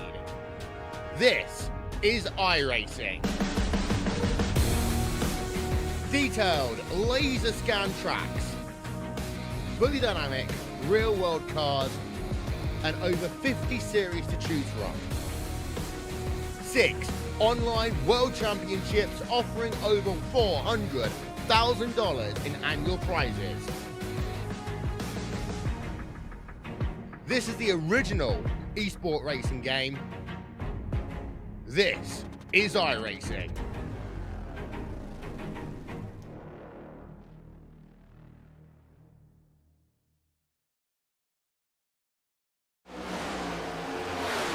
Welcome back to Nashville Super Speedway, where right now your race leader is Derek Heitman, driver of the number 76, as he has led just about everything that matters here at Nashville Super Speedway. Dave Riegel, Matt Medler, and Alan Bergen with you here in the Tony Trapasso Memorial Broadcast booth. Boys, what a race that we've seen tonight.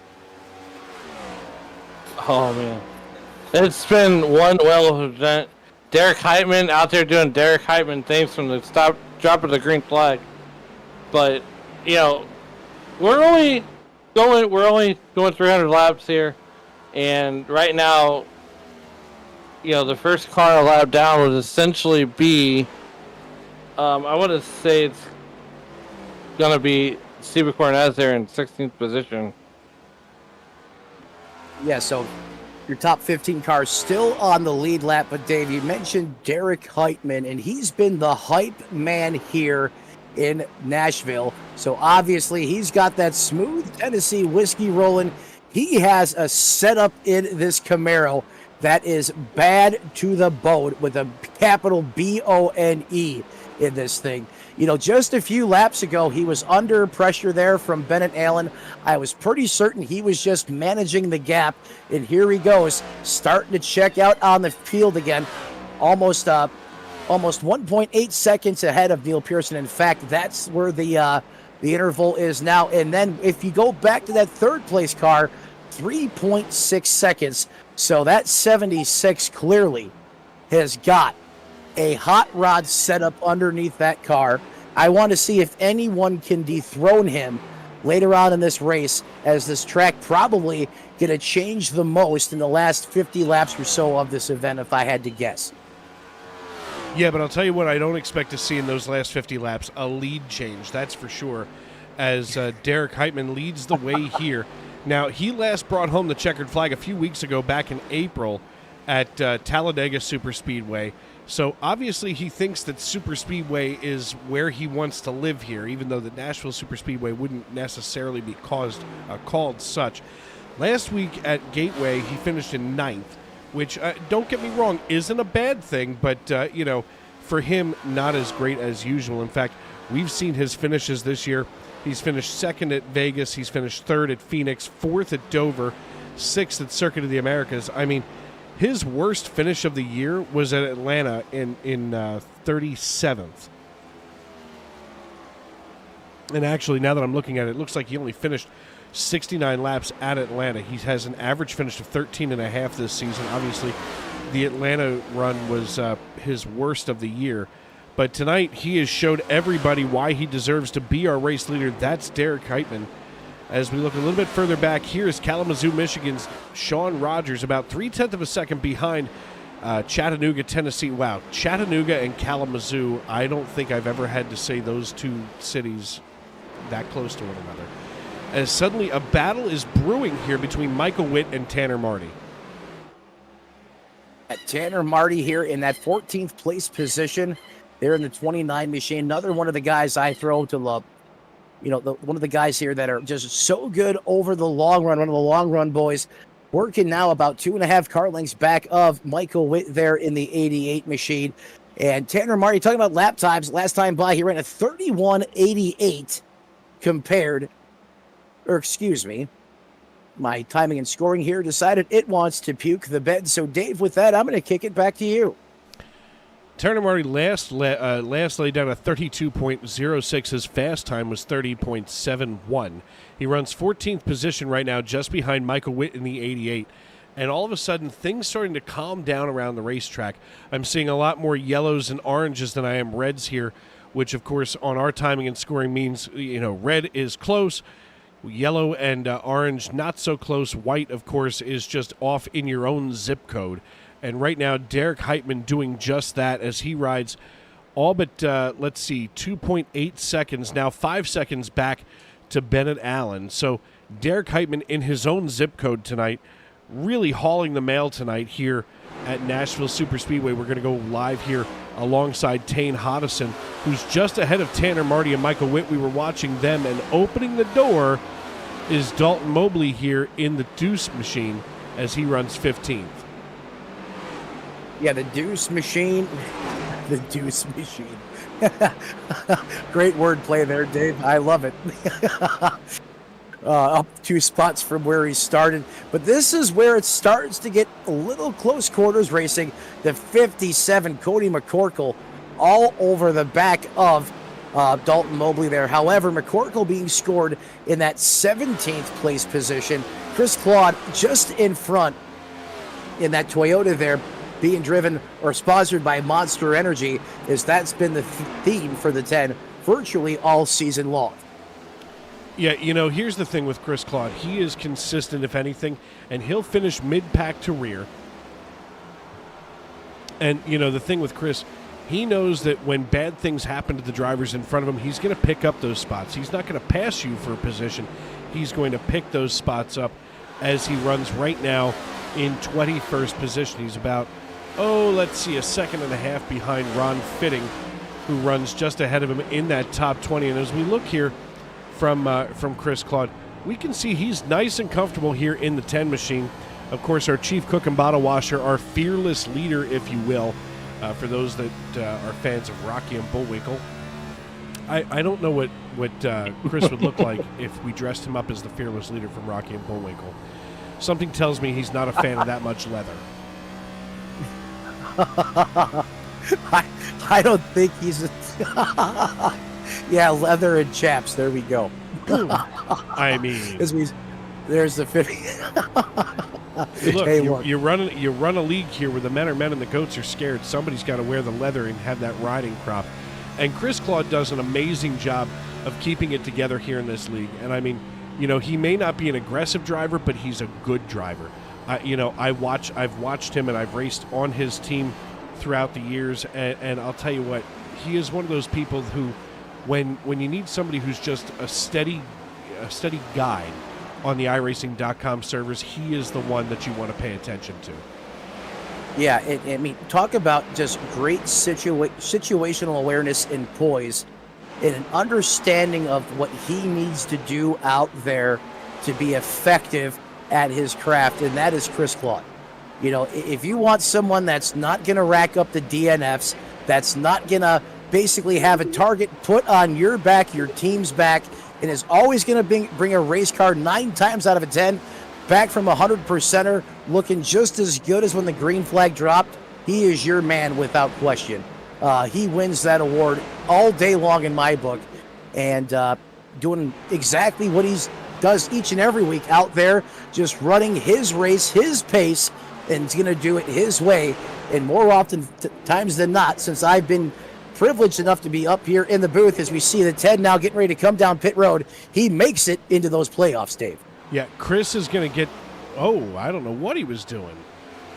I think pit lane got him there. I don't think he was able to get woed down in time, and versus going full blown evil Knievel there through the grass and getting a penalty. He just put it back out there on the racetrack, kept it low, and is gonna.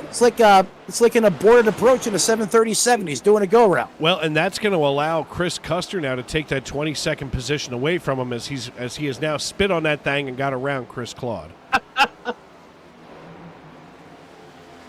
Custer has to know what he did.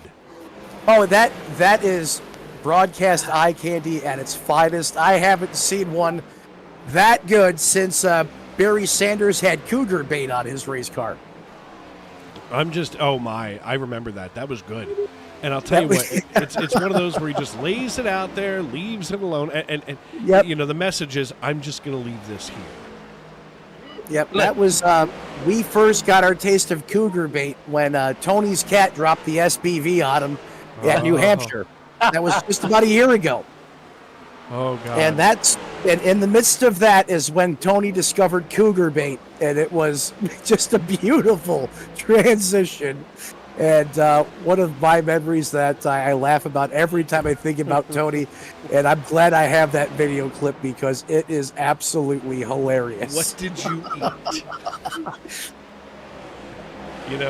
And we are coming up on that. I know that it's still a couple of months off here, but we are coming up on the reason for you folks that are new to us here. And I feel like, and maybe we can take a moment here as Amanda Price cheers us on here, cheering on the 44. Callie H cheering on Nolan Hodgson. Of course, Lights Out has been sent to goodbye.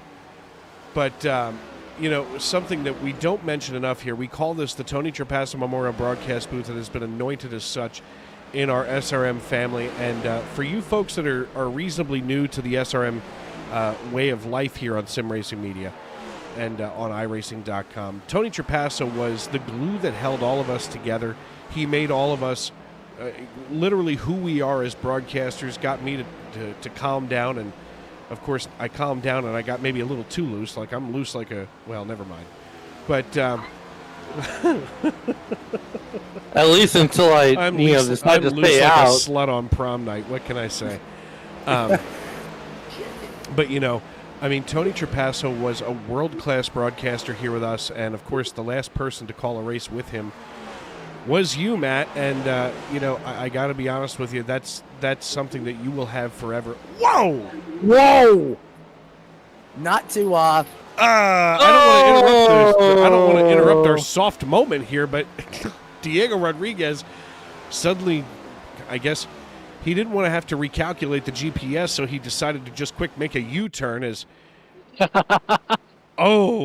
nearly hit by the 58, and it turns Diego Rodriguez into U-turn Laverne getting onto pit road. Wow, do you see how close he came to catching the black flag at the commitment cone? Make a U-turn when possible. That's what Chris Claude was trying to avoid. When I said there's the difference in the two drivers. Oh my God, now I can't even talk. Chris Claude knew he blew it. So versus then trying to force it in there and stuff it, he just says, not a problem.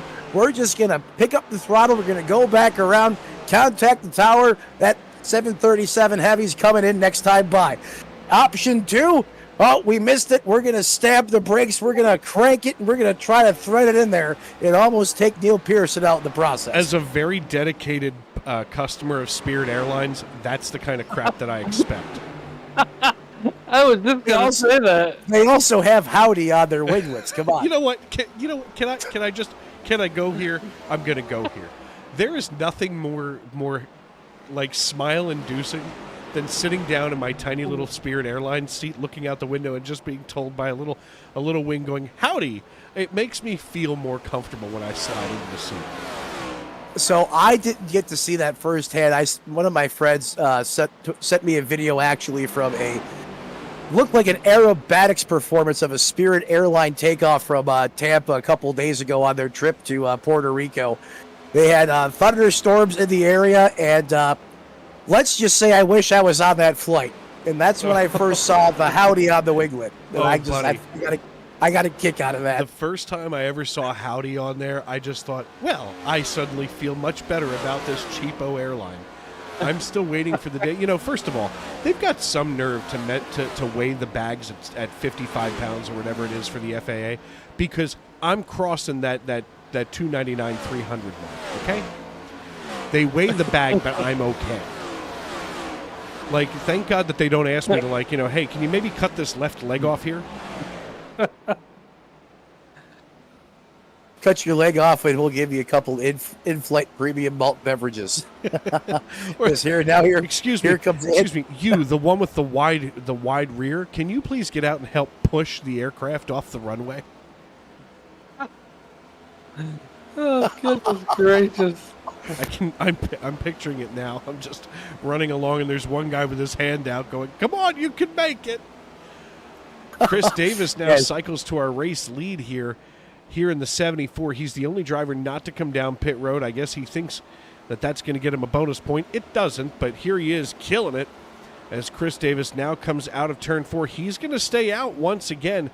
The question becomes, how long does he want to stay out? Because Derek Heitman is going to start chewing up that distance.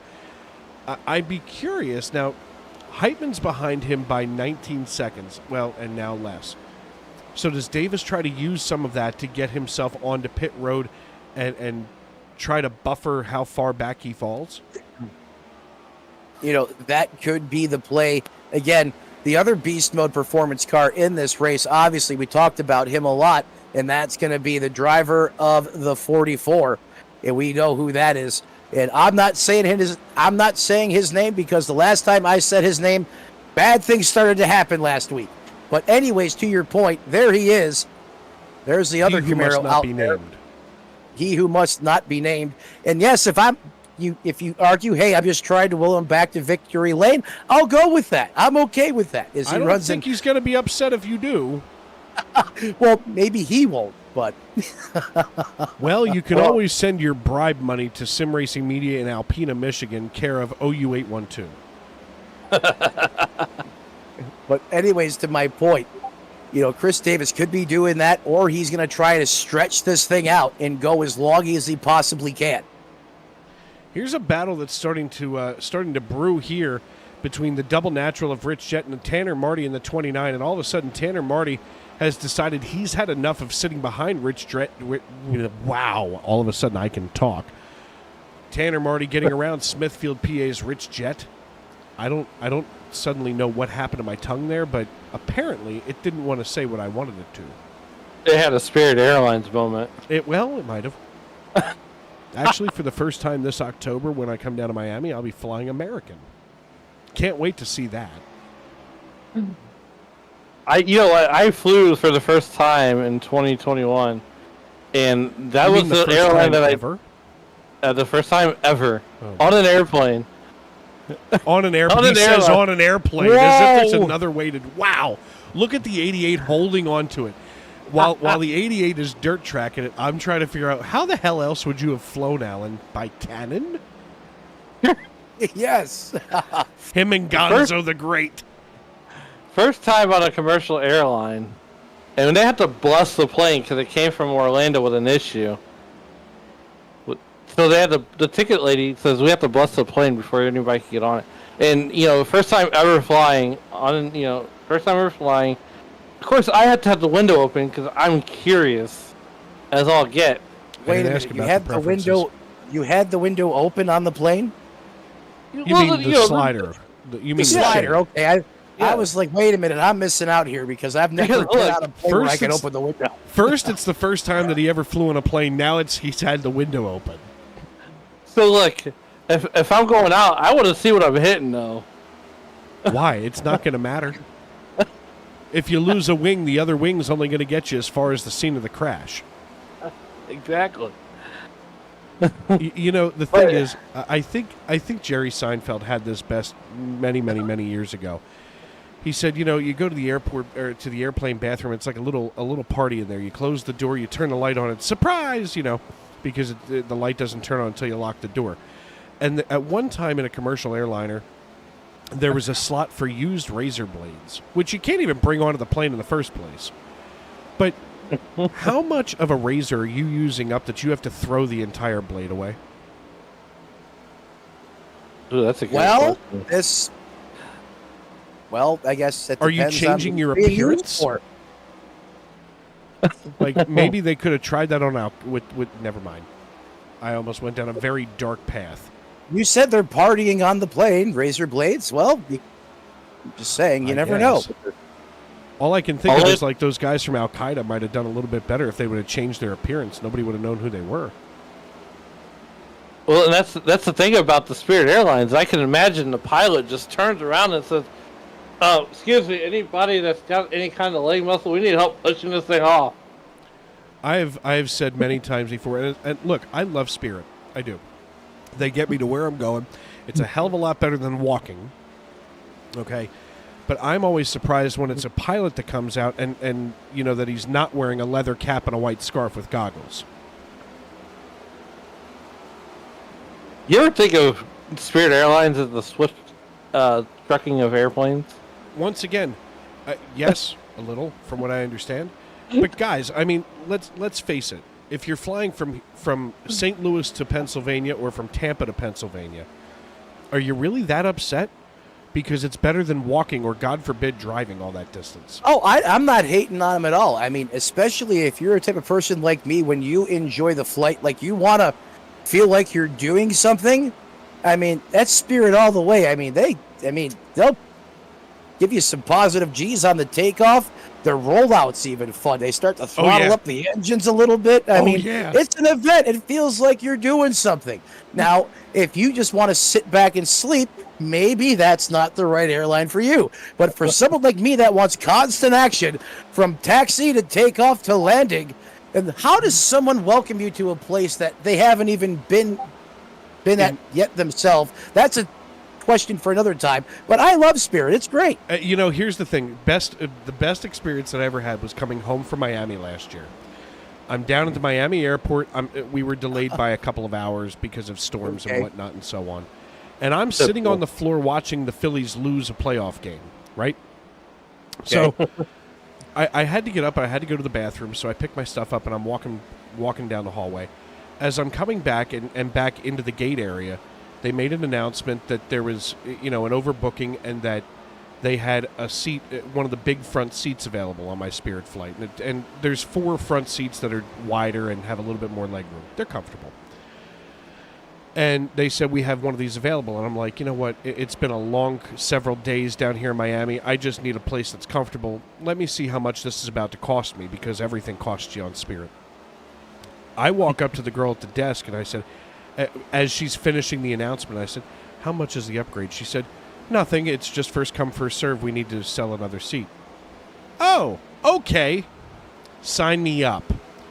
I got the big front seat, and I slept from the moment that I buckled in until the moment that we touched the tarmac in Philadelphia.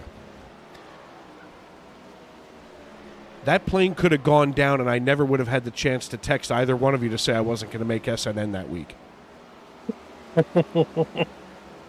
Priorities being what they are. Well, I mean, Spirit is the only airline, if you watch YouTube Shorts, will take off even when there's a president landing because they got things to do. Hey, I'm more important than where he's going. He doesn't even know where he's going. Don't get me started. Derek Heitman leads this race, though, back to the action here on lap 168. We're on our way to 185. Derek Heitman now passing the deuce of Dalton Mobley, making him the lucky dog. I don't see a chance here for a caution flag to come out anytime soon as Neil Pearson runs P2, Sean Rogers in third. Nolan Hodgson getting ready to chase Sean Rogers down. And, guys, this is like a bad dream all over again. I feel like we do nothing but say Rogers and Hodgson at least half a dozen times a week. That's because they do, because they often find themselves racing each other together or in the same vicinity more oftentimes than not. And here they are once again as they currently reside in that third and fourth place position. Hodgson in that 12 machine continuing to charge towards the front. And Dave, you know, the biggest thing for Hodgson this week, he had to start deep in the field. I mean, he was in the next county over, up 20 spots. And yet here he is again, just proving that he deserves to be in the conversation with drivers like Rogers, like Derek Heitman, and Neil Pearson. I mean, the 12 putting up yet another great performance in that Dark Horse Ford Mustang once again tonight. You know, I've asked this question before, and I want to poll the two of you, and I throw this out to the YouTube.com live chat as well, as Static Speed Shop is cheering on Ron Fitting and Andrew Deemer. We'll check in with those drivers in just a moment. But how many drivers do you think who know that they have got it think, you know what, I'm going to start as far back in the field as I can, and even if they know that they don't have the car to beat, want to see how deep they can drive through the field just because it makes it more fun than driving around all by your lonesome? Oh. I'm going to take the under on that one.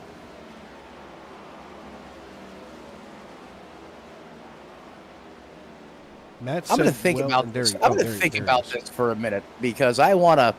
We could really go down a rabbit hole with that question there, Dave. That's fine. We've got time to do it. It's not like we have crashes to try to analyze. Well, you know, some of these drivers, we see it every week, right? There's guys in this league that are obviously have a charter, but they don't usually go out and qualify. You know, drivers like Rich Jet, Kavaja Holt, Ron Fitting sometimes doesn't qualify. Some of these drivers, you know, they do like starting in the rear and working their way through the field. They just enjoy doing it. We see it time and time again. Now, myself, I am not good enough, especially in this series. My start to this season was horrific. Probably the worst debut ever, if I had to be quite honest. So I couldn't even qualify in this thing to save my life, to be quite frank with everybody at home watching right now. Don't be frank. So I would never... to be met with everybody, as Dave just said. But, I mean, if you're someone like Derek Heitman, Neil Pearson, you know, Tanner Marty, Chris Davis, and you really want to challenge yourself, sure. Why not go all the way to the back, start shotgun, request an EOL, and see how far you can get through the field? Who knows? Some of these guys may have done it. I think Heitman clearly has the car to do it. If he decided to do it tonight, he'd probably be out there leading this thing by now anyhow, as fast as that car is. I mean, he's my God, over 7 seconds ahead of Neil Pearson right now, who's got 2.7 seconds over Hodgson. This field's more string out than a methadone clinic. Second reference to the methadone clinic tonight as Chris Davis is trying to get up here and around Diego Rodriguez. You know, the thing is, and because I've never been the car to beat, so to speak, I've always been curious what it must feel like, number one, to have the car to beat. Number two, as they nearly go three wide through the tri-oval, Chris Davis slinging it down to the apron to get around the 34 of Diego Rodriguez. You know, I've always wanted to have the car to beat. I just know that I'm not the driver to beat, that's for sure. And like I look at guys like, let's just say Andrew Deemer here in the 38, usually a very strong driver in this league, not doing so well as he's got the, what is this? I don't know if I can say that on television. Nope, don't go there. Just I don't know what this is. Well, Andrew Deemer in that 38 Camry. Yeah, I don't know if I want to. Nuka-Cola. Is it Nuke? Is that what that says? You know what? Nuka-Cola. We'll go with Nuka-Cola. Folks, stand by while I find out what this particular beverage is. Dave has a project. Sounds like something out of Call of Duty. Maybe that's what it is. Who knows? That'd be hilarious if that's what it was, and I'm just firing in the dark. Okay, so here. All right. We can all. You know what? I almost have to hate you, Butler. Why? You're close with the Call of Duty reference. Apparently, it has something to do with a game called Fallout. Which a game I've never played. Yeah, but apparently it is the soft drink that was introduced in 2044 to the Fallout world. All right, I don't feel near as guilty saying Nuka-Cola. Okay, that works. But anyway, Andrew Deemer right now running in 31st. And then at the same time, we're going to take a look up here at Ron Fitting, his teammate here in the 3. I mean, these drivers here at both beverages, obviously Monster giving a little bit more edge here to Ron Fitting in the 3 car. I mean, I see drivers like this week in and week out that try to put the work in, and you'll never see them not qualify to see how far they can drive through. They always have to qualify. Right now, our top 5, Heitman, Pearson, Hodgson, Allen, and Rogers, they're all drivers that I feel like just for fun one day should all start at the back and show everybody their rear bumper as they drive through the field. Hey, maybe they'll do that at Daytona when you make your return. I hope not. I need Rogers to be with me. He's supposed to be my drafting partner. Well, my point is you'll probably be starting in the back. I have to qualify in. I'm not a chartered driver. Oh, that's right. I have to, and you know what? And I'll say this now, and I hope that he's watching because I love the guy to death. Barrett Coffey, who was a longtime driver in this league, he was once upon a time the commissioner of the Truck Series. Barrett Coffey taught me. Speaking of Nuka-Cola, did it go kaboom? Kinda. Let's see what happens. Kaboom. As that does bring out the caution flag. Let's see what happened here with Andrew Deemer. I'm going to run this back here because Deemer. Oh my! Did he get up in the air? I'm not sure. We're gonna go back here. This is now about here's to get Andrew wild. Deemer with the 58. He's sliding back. Oh, he had a connection problem. He blinked out, and let's see when he comes back in because I think he blinked back in right in front of Nolan Hodgson. And he does a roof slide on top of the 12. Oh, my God. Now, for Nolan Hodgson's sake, I feel awful for him. That car does not look heavily damaged, though, Dave. Well, maybe there's something to be said about that. Let's see what happens. We're going to ride along with Nolan Hodgson here. Folks, this is the first caution for cause. That's why we're so excited. Wow. Oh, my. Did you see that? It looked like something out of Star Wars. He went to Plaid. And then he appears on top of the 12. We're gonna try this again. Watch Here's this, Hodgson. folks.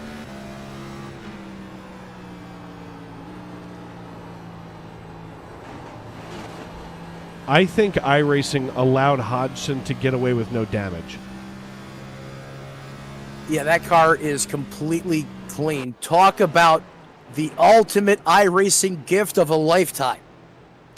We're going to get a quick chance here to talk with Derek Heitman, driver of the 76. Hey, Derek, it's Dave up in the booth. You got us again.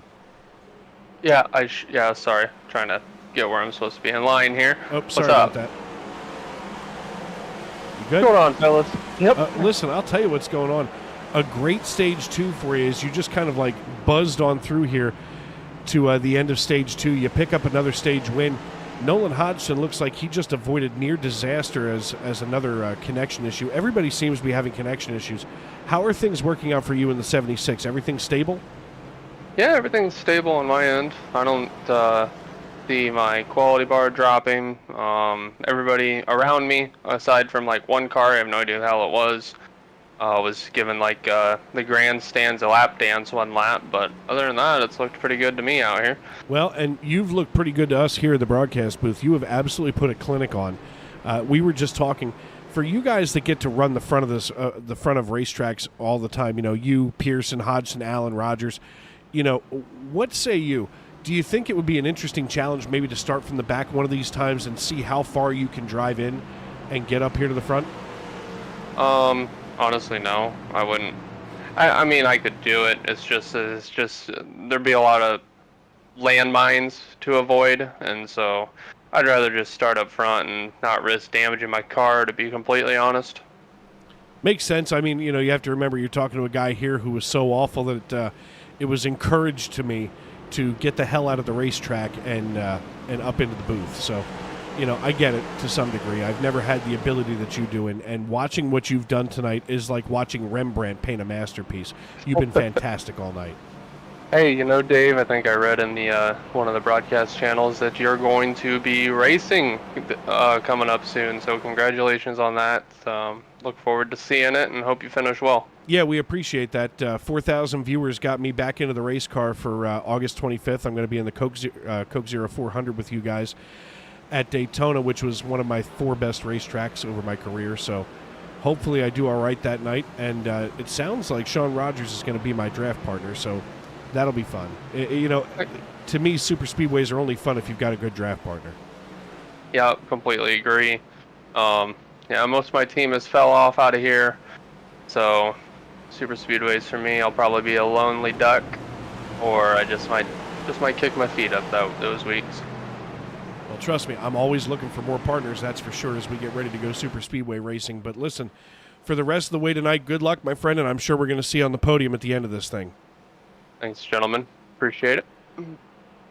Thank you, sir. That, of course, the voice of Derek Heitman, who has just been dominant all night tonight here out of the TCSP E10 Esports stable. And one last person that we need to talk to real quick before we go back green flag racing. I'm looking for him.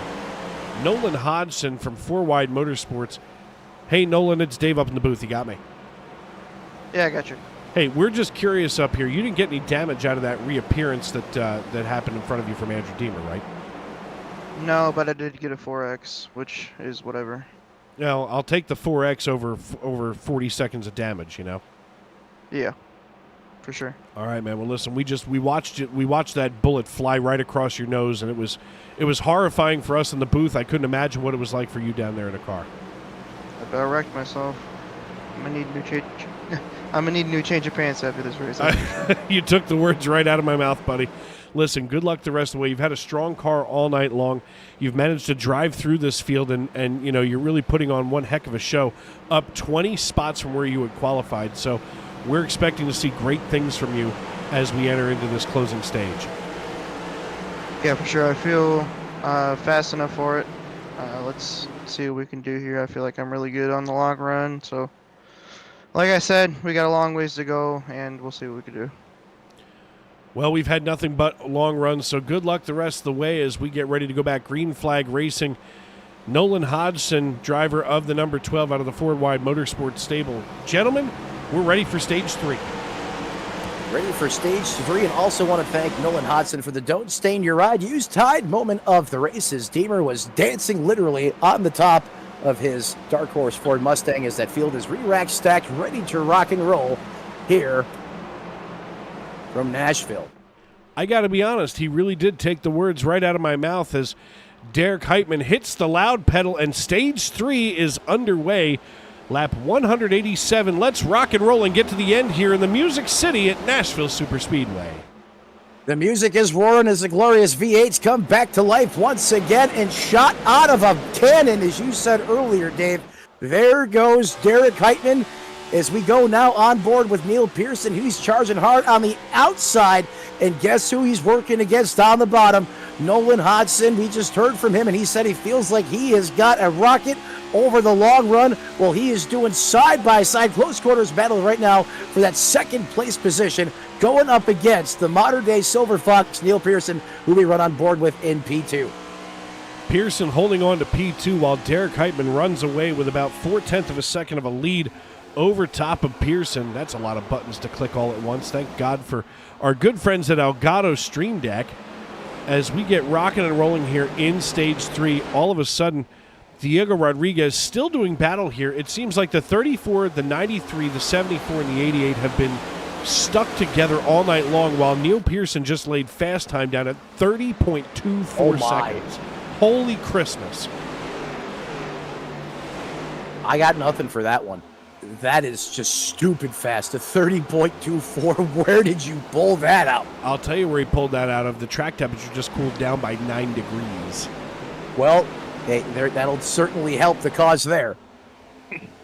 If you leave it alone and you let the track come to you, that car will be nothing but successful as you work your way through these laps at Nashville Superspeedway. We've seen that time and time again. We have 110 laps to go here and have been burning through every lap. We've only had one caution for cause, and it just happened to be at the end of the stage, as now stepping out of line is the 59 of Seba Cornez, and for whatever reason, Seba's decided that whether he's down a lap or not, he wants more, as he's down a lap trying to challenge Rich Jett. Wow!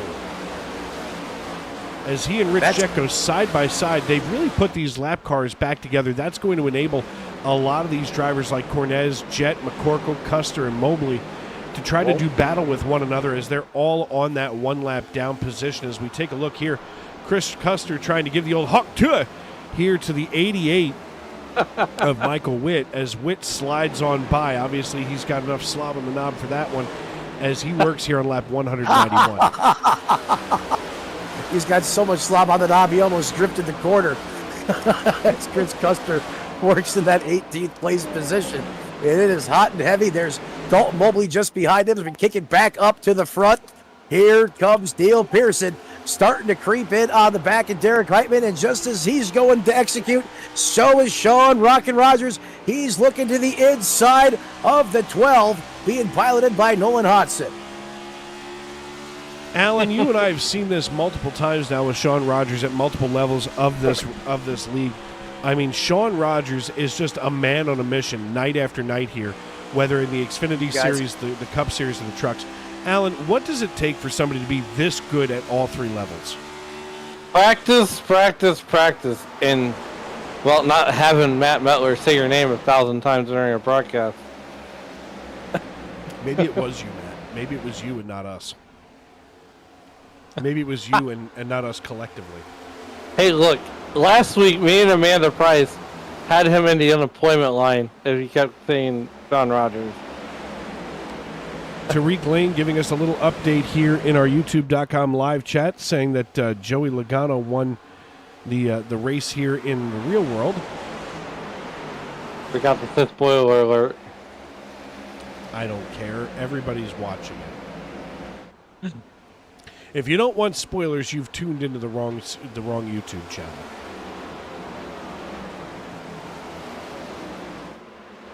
No, but practice, practice, practice. Run the laps. Run the NIS series. Get all the laps you can. Run, the A-class races. I mean, these guys you're essentially watching the top split week in and week out.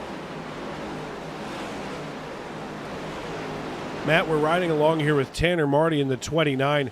He's been holding his own most of this evening as he tries to stay ahead of Tane Hodgson and Diego Rodriguez. But that 94 of Tanner Marty out of Smithfield, Pennsylvania, has been the leader of this group that has just stuck together all night long here in that, 9, 10, 11, 12 spot.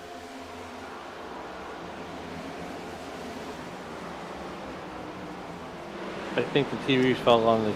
I don't know what happened to Matt again. I was ready to go get my own Yingling flight, but I guess now I'm going to stay right here as Tane Hodgson works in 11th position. We look a little bit further back and we can see Chris Davis here just ahead of the 09 of Timothy Cook. Cook here trying to hold his own. He's down a lap, but he'd like to try to be able to compete for that lucky dog position. Cook has to get around Chris Custer in the 66 and Dalton Mobley in the deuce as they work all behind the 78 of Cody McCorkle, the last driver on the lead lap for the time being. Oh, I'm sorry. Rich Jett is now your lucky dog, and Michael Witt is the last driver on the lead lap, as that has all changed in the blink of an eye. Derek Heitman, though, that hasn't changed one bit, not one iota, as he still leads this race here on lap 198. Derek Heitman doing Derek Heitman things, and Bennett trying to be in it. Here, he's chasing down Derek Heitman like they have a hot grocery store date at the Publix. Is that a thing? We don't have a Publix. Well, Matt does down there in Miami. Yeah, I drove past it. I've seen Publix, when I leave the Northeast, but I've never been in one. We have Wegmans. We have Schnucks. I don't know what Schnucks is, but do you say you got schnookered at Schnucks? Nope. Well, that we got kills that Schnucks and Deerbergs. You have who? Deerbergs. I'm afraid to ask. Well, Deerbergs is in the high-end neighborhoods, and Schnucks is in, well, the low-end neighborhoods here in St. Louis. Fair enough. Look, I'm all about it. Trust me. I just want to know where Ryan Howard shopped. You know Ryan Howard of the Philadelphia Phillies. Oh, yes. Lafayette grad. There you go. Give me a little bit more on him, because I'll tell you what, that young man there, I say young man, he's older than me, but that man there is what helped bolster us to the 2008 World Series champion, as he was the big piece. All of a sudden, Bennett Allen looking to give the business here to Derek Heitman. Let's go on board here with Bennett Allen, as he now is just the closest driver that's ever been to Heitman. As he lets off the throttle, he tries to get it a little bit early to see if he can get a run on Heitman. Ooh, here he is. Bennett Allen looking at the business end of Derek Heitman's number 76 Team Conti machine there. And he's starting to back that corner up just a little bit more.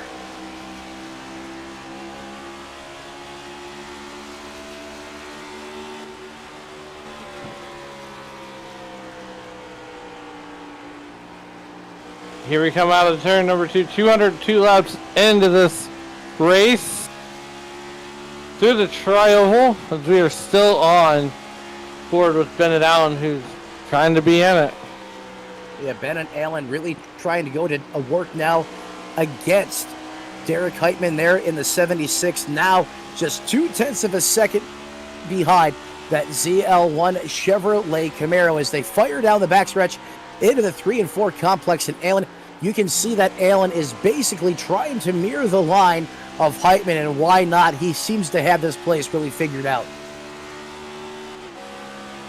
Yeah, we're still on board, and you can hear that gear shift all halfway down through the exit of the tri-oval and into that turn 1-2 complex.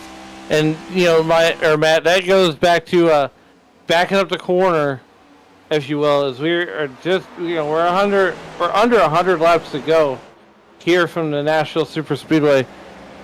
Who's going to take home this checkered flag? Is Bennett still trying to be in it? Bennett Allen's still chasing him down. Sorry, go ahead, Matt. No, I didn't mean to cut you off there, Dave. For all intents and purposes, all signs point right now to Derek Heitman. However, it's never over until it's over. And how many times in real life and here in the Stacy Strong Cup Series have we seen a crazy upset win or just something cataclysmic happen at the end of these things, and we wind up with someone else in victory lane who just blew the doors as someone's blinking out there on the racetrack right in front of Neil Pearson, and that was Bennett Allen. Bennett Allen. Go ahead. Here comes the modern day Silver Fox. Put a slide job on Bennett Allen. Yeah, I thought there for a second that that wasn't Bennett Allen as I was waiting for the camera there to catch up there with the race car, but that was Bennett Allen, just a random blink there, and sometimes that's a byproduct of sim racing. We all face those challenges, especially over the course of a 100% endurance race like these drivers are going through right now. And now that he's been able to clear the 15, he is really starting to check out. Last time by, Bennett Allen ran a 31.55 to Neil Pearson's 30.98. So clearly something amiss inside the 15, as he is more than a half second off the pace of the, that compared to what Neil Pearson just ran last time by. His next car in his sight is going to be Derek Heitman, who continues to lead about a 1 second advantage over the 76. Oh, man. So you talk about Bennett Allen. I wonder if he used up his stuff already trying to catch Derek Heitman there in that 76. Neil Pearson probably saving some for later on in this run. Yeah, and Neil Pearson is known to do that. He will, I talked about how Derek Heitman can just be running as hard as he needs to maintain position. Neil Pearson will certainly do that as well. He's a very smart race car driver, knows what it takes to put it in victory lane. Plenty of podium finishes here in the Stacy Strong Cup Series, and he's starting to look like he's going to get another one here, as he currently has himself entrenched in that second place position. Oh, we got smoke. Well, wherever there's smoke, there's definitely fire. And there is fire tonight as Randall Watkins went off track. Let's take a look here and see what happened with Randall. Mr. 305 with a bad moment here.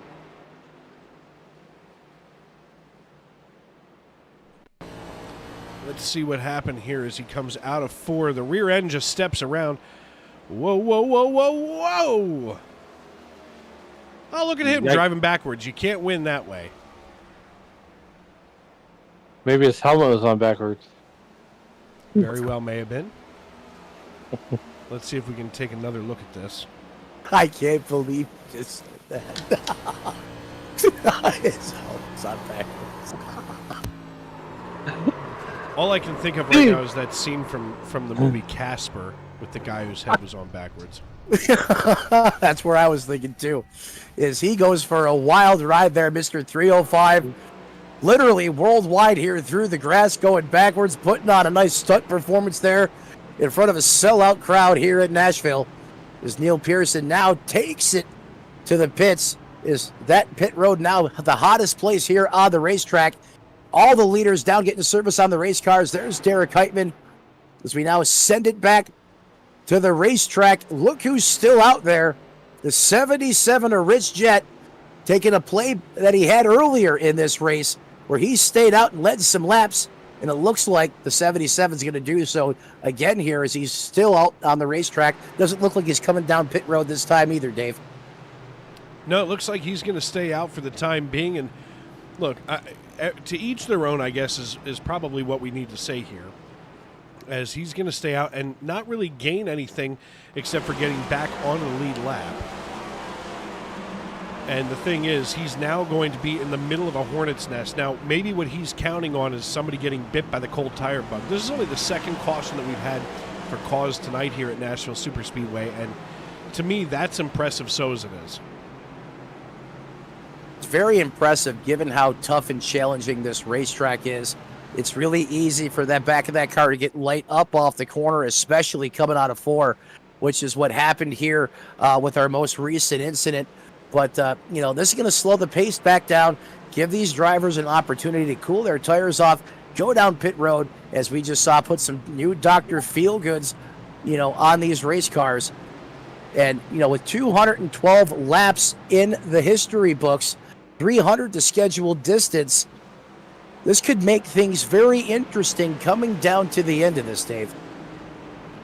Absolutely, and as we get ready to go back green flag racing, we're going to take one quick break. We'll be back in just a few seconds here on Sim Racing Media. I'm Dave Riegel, he's Matt Metler, and the other guy that you hear is the great Alan Bergen here in the Sim Racing Media broadcast booth.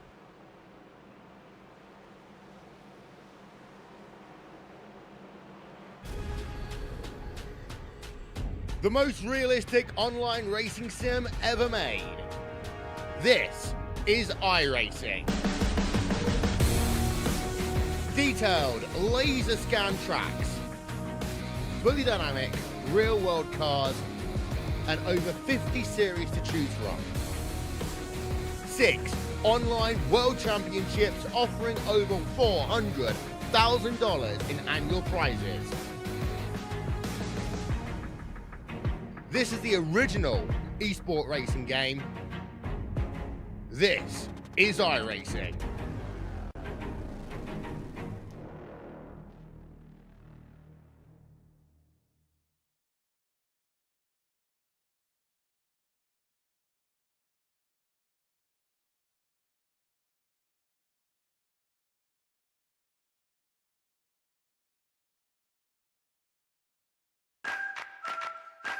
Preen Garden Weed Preventer and Preen Garden Weed Preventer Plus Plant Food block weeds before they start and are safe for use around over 400 flowers, vegetables, trees, and shrubs. Best of all, they give you 3 months of freedom from weeding in just 4 easy steps. You can apply Preen anytime before or during the growing season. But since it's a weed preventer, not a weed killer, early spring is best. Here's how. Start by removing existing weeds and their roots in the area where you want to apply Preen. Sprinkle granules directly onto dry soil, mulch, or stone so that they're evenly spaced. Within 24 hours of applying, integrate the granules into the top layer of soil or mulch or stone-covered bed. Finally, water with a hose or sprinkler or a well-timed soaking rain to activate the protective weed barrier. When activated, Preen creates an invisible weed-fighting barrier just below the soil surface that targets and prevents weed seeds from sprouting and forming roots. People and pets may enter the treated area once dusts have settled and the area is thoroughly dry from watering or first rain. That's it. Now you'll have a beautiful weed-free space and 3 months to do anything but weeding. Satisfaction guaranteed. Trusted for over 50 years, Preen is America's #1 weed preventer brand with weed preventers for every type of garden.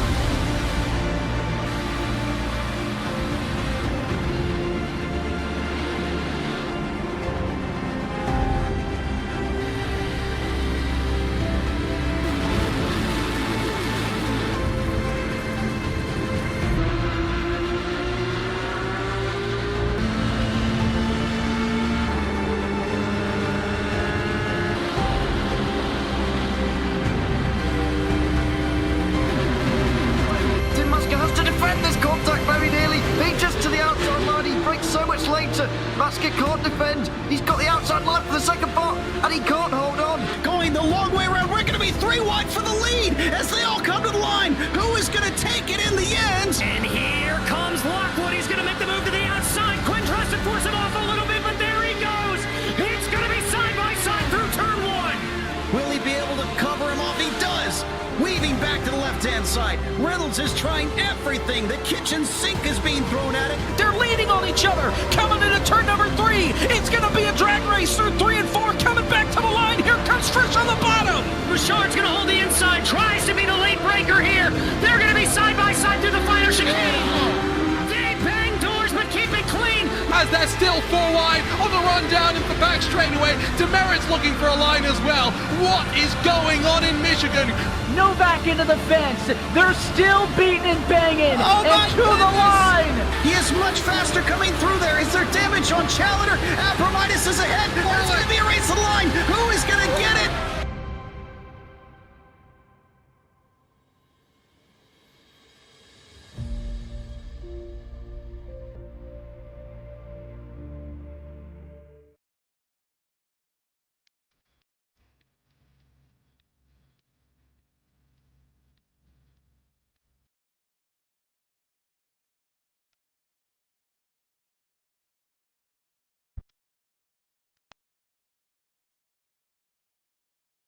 Racing isn't easy, but experiencing it is. iRacing puts you in the driver's seat with the industry's leading sim racing game. Drive on laser scan replicas of the greatest racing circuits from around the world. Go head-to-head against other drivers chosen by skill-based matchmaking to ensure competitive racing at every level. Compete across all your favorite series. In officially licensed cars, engineered to deliver the most accurate driving experience possible.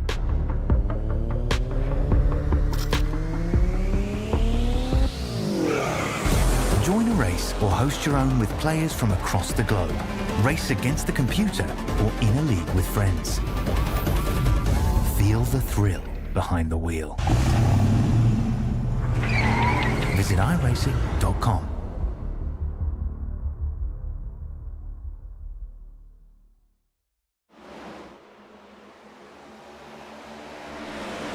Welcome back to Nashville Super Speedway, where Derek Heitman leads the way.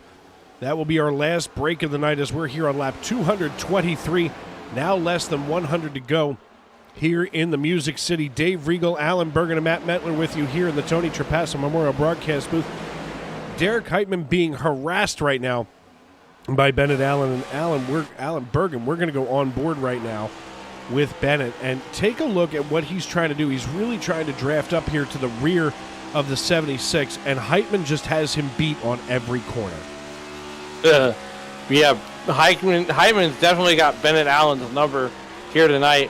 Lap 224, and you're riding on the front end of that car of Bennett Allen, who has essentially, he's a 2022 Monday Night NASCAR champion. And Dave, I haven't been around this league too long, but I would imagine he started at the bottom and worked his way all the way up. Yeah, and Bennett Allen has been one of the longtime veterans here in this league. So if anybody's going to give Heitman a run for his money, it's going to be Allen. We work here on lap 225, looking once again. This knot of cars all night long has been together. Diego Rodriguez, Chad Sander, Tane Hodison, Eric Papineau, and Tanner Marty. They run 9 through 12 right now, and here's Tanner Marty. We're going to go on board with him real quick. All Tanner's doing is just kind of holding off here just behind Eric Papineau, giving a little bit of space to Papineau, and as we go just behind, or just in front of him, you can see Papineau scraping the wall coming into the tri-oval, but the Williamsburg, Virginia native is doing everything he can right now to keep himself as close as he can to Tane Hodison in the 93. Yeah, Tane Hodison in the 93. He owns that final position inside the top 10 right now as he runs just off the back of Chad Sander in that 94 machine. You see him coming into the picture there. So you got two Ford Mustangs running nose to tail right there. In fact, you got five Mustangs in a row right there. So Ford being represented very well inside the top 10 as these guys out there running some fast laps again, Dave. Last time by, Tane Hodison put up a hot one there, a 30.67. One of the quicker laps that 93 has turned tonight here in competition. Yeah, I mean, you're not wrong there. Tane Hodison put up a pretty good showing. He's only down 5 spots from where he started at, but it's anybody's race still. Anything can happen, even up there in the front where Derek Heitman has essentially been all night long.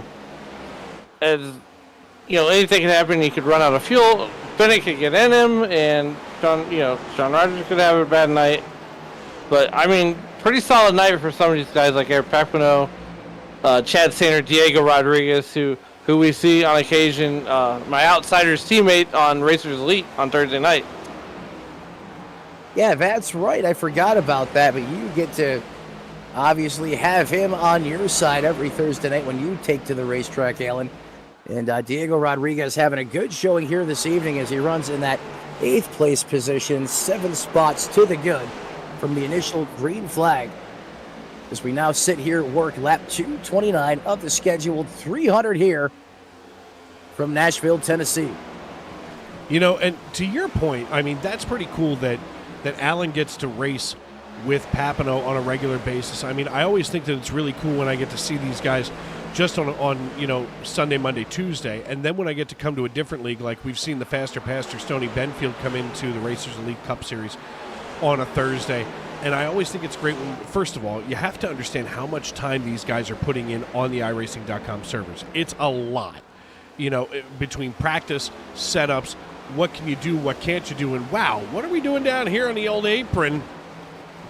My goodness, that's the 93 of Hoddison that decided to take the apron to get around Papineau, which is who we're talking about in the first place. To see some of these guys and the amount of time that they invest in the iRacing.com servers is incredible.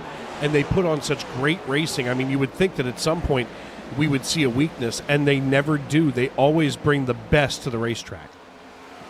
Yeah, they always do. And that's, someone like me that wants to try and come in here with a full schedule and kids and everything else and thinks they're going to go out there and try to make the field against these guys. It's a really humbling experience. They're just so good. They put, it's almost like a full-time job for, with some of these guys. I don't know how they find the time to get this much practice in with the preparations, the speed shops, their partners, everything that they do throughout the course of a week. It's a lot of server time, just as you said, Dave. Well, and to some degree, I mean, for a lot of these guys, this is, it pays them, literally. They have real sponsors, they have real people and real obligations here on the iRacing.com servers because of people like us airing them and getting them on the screen. And we really do. What? I didn't do it. What happened? I didn't do it. It wasn't me. I don't know what it was, but it wasn't me this time. It's okay, Dave. We still love you anyhow, as Bobby Anderson now up 26 positions. I see you, Bobby B. They're in that 18 ride, having a great run here. And look who's with them. You guessed it, the Dent Slayer himself, Paul Hill, back inside the top 10 in that 7th place position. Close proximity to Bobby Anderson. These two drivers often find themselves together on the racetrack a lot in this series as well. I think that it's interesting that you bring that up. I mean, back when I was a driver, and I look forward to it in August, Brian Tarnowski was who I was always around. I mean, for 3 years, I was either qualified near him, qualified around him within at least 5 positions, and finished or wrecked into him almost every couple of weeks. It was just, we were always near each other, and to your point, we see Bobby Anderson and Paul Hill, Bobby Anderson and Nolan Hodgson. It's like those drivers are always within a few positions of one another on the racetrack. That was the, just kind of off topic here, but I spent way too much time on my paint scheme trying to have a car that looked good on Sunday night. It didn't put any preparation in on the racetrack. And what good was it for? Because I was on the hauler before we even hit the warm-up. So if I ever do have a chance to try to come back here and make a race, I'll certainly have a different mindset, moving forward. As look at how Paul Hill just attacked the corner there. I mean, he set it in there like living on a prayer. Oh, as someone got a big piece of the safer barrier. That was self-inflicted concrete poisoning. Chad Sander with a rare miscue there, Dave. And as you try to find your tongue, we're riding along here on board with Paul Hill from Jacksonville, Florida. One of your your fellow Floridians, if you will, as he suddenly gets a run here onto the rear bumper of the 18 of Bobby Anderson. I'll tell you what, apparently this is America's favorite nut, according to the rear bumper of the 18. I saw it last week. I think Alan pointed it out to me, but I don't remember who it was. But apparently the peanut is America's favorite nut. It is. That was actually me that pointed it out. I didn't remember which one of you did it. I said that Bobby Anderson was America's favorite nut, just as he was going down to pit road, and you had to get creative with the camera so everyone at home could see what we were talking about. As that's probably one of the best marketing phrases on the back of any race car you'll see tonight. Other than you got to spit on that thing. I mean, you got to give it the old hawk tour. Spit on that thing. That's the only time where first of all, the girl that was in that clip of the Hawktuit clip, I don't think she was even Southern, so the fact that she said spit on that thing, it made it that much better. Wow, here we go. Sean Rogers getting ready to be attacked by Nolan Hodgson. Here we go on board as Hodgson just strapped a hairnet on and served lunch here to Rogers as Hodgson now works the low side. We're taking a look just from the roof of this. And right now, our roof cam has the greatest vantage point of this battle as they're even with one another coming into turn one. A little bit of an edge for Rogers, but he has to back out just a hair, and they are literally wheel to wheel coming out of two down the backstretch. Yeah, it's a John 4 special. There goes Rogers with the momentum to the high side. He's going to clear and take the position, but for how long? Because Hodgins knows that these laps are starting to wind down, and we're seeing that intensity starting to come up on the racetrack. Yeah, the sands of the hourglass are definitely running out for Sean Rogers and Nolan Hodgins. But so like now, here comes Neil Pearson, the modern-day Silver Fox. He's trying to get into this mix, and that's going to be a battle for third position. And, Bobby Anderson trying to bring that M&M's number 18 Ford up there right along with them. Hey, you know what they say? It's okay to three-way battle for third. Why not? It's making for some great racing out there on the racetrack. Here comes Hodgson side by side again. He's going to kick the 44 to the high side, and look at him send the dark horse in. He's got the Snarls Flairland coming off the corner. Now the 44 is going to get up in front of the 58. He's going to get a little bit of some help on the high side of the racetrack, but not enough momentum, as here comes Hodgson going to clear the spot, but the 44 fighting back, but he sends it up in front of that Camaro, Dave.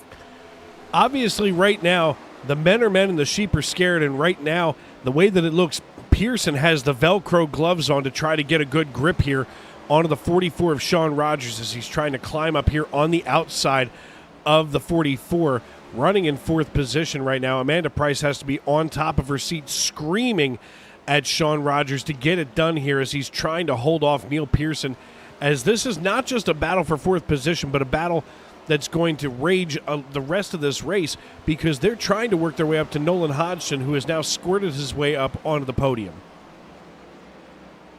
I wish we had a camera that we could put it in Sean Rogers' living room where Amanda Price is, so we could see her like on top of the pit box. It may not be a pit box. It might be more like a wooden crate. Or a step stool. Let's just assume. Oh, wow! Did you just see the 12 do this one here? Wow! Hold on, we're going to run this back. I hope I caught that fast enough. Here it comes. Here's the 12 side by side with Bennett Allen in a battle for second. The air comes off of Allen and it loosens up Hodgson. So just as Hodgson thought that he was going to try to go for P2, he loses it and winds up going three wide between, Sean Rogers and Bobby Anderson, as Anderson works the high side and now is side by side with, they figured out how to get around Hodgson. Take the air off the right side of the car. Yeah, take the air off the right side of the car. That might take a little more than that with it if you're not careful. But now Bobby Anderson's going to pull alongside. He's going to play his head now as they fire off down the backstretch. That 18 is going to surge ahead there. But the 12 obviously taking the shorter way around the racetrack. But the 18 able to put the power down. Look at the 12 doing the jig off the corner. And here comes Rogers. He's going to get sent down to the flats as the 12 tries to throw the block. But Rogers now side by side, door to door, back into the corner. These drivers are going to be battling it out for the next 52 laps at the line. Loose out of two goes Rogers. And all of a sudden, Mr. Rogers' neighborhood is all kinds of crowded with people he didn't invite in. You want to be my neighbor, that's fine, but don't wreck him. Look, Sean Rogers is one of those drivers that you can get up to him, but passing him is a different thing. And now Rogers has discovered, some of these people have discovered how to get around Rogers. It's almost like they discovered fire. It's like Liam and I used to say all the time. Catching him is one thing, passing him is another, and that couldn't be more true statement when you're talking about the driver of the 44. Is here goes back up to Derek Heitman, who just about has a 5-second advantage over Bennett Allen as he works now to the inside of Chris Claude, going to give him plenty of room here. Claude gets out of the way. Well, I thought Claude was going to get out of the way, but he's going to go down 4 laps when Heitman gets around him.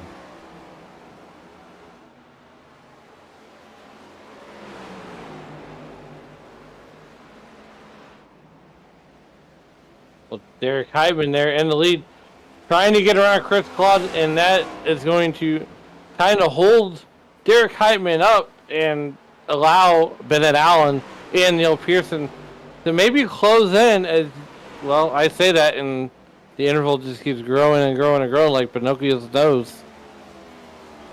Yeah, now. Go ahead, Matt. I was just going to say, yeah, I understand he's probably slowing the 76 up a little bit, but he's got a huge lead right now over the rest of the field. Still well north of 5 seconds, 5.3. So, Derek has a big enough cushion right now where he doesn't really have to be forceful with this lap traffic. He's got a ton of breathing room, and the last thing he wants to do is a mistake late, Dave. Well, and coming down pit road, and now coming off of pit road is Chris Davis. He's the first Toyota in line at all. It's nothing but Chevrolets and Fords until you get back to 13th position where Chris Davis was running. He and Eric Papineau and Michael Witt just came down pit road. Cody McCorkle was down on 246. Dalton Mobley and Seba Cornez on 245 and 247. So we're going to see that money stop coming up here soon. The question becomes, after coming down to lap 210, how long before Derek Heitman decides enough is enough? It's time to get that last round of tires and that last tank of fuel.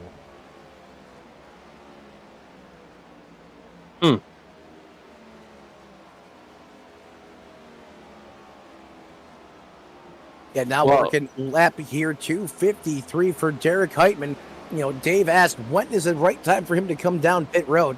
Well, when you're the leader, more oftentimes than not, Alan, the field's just going to do the reverse of what you do.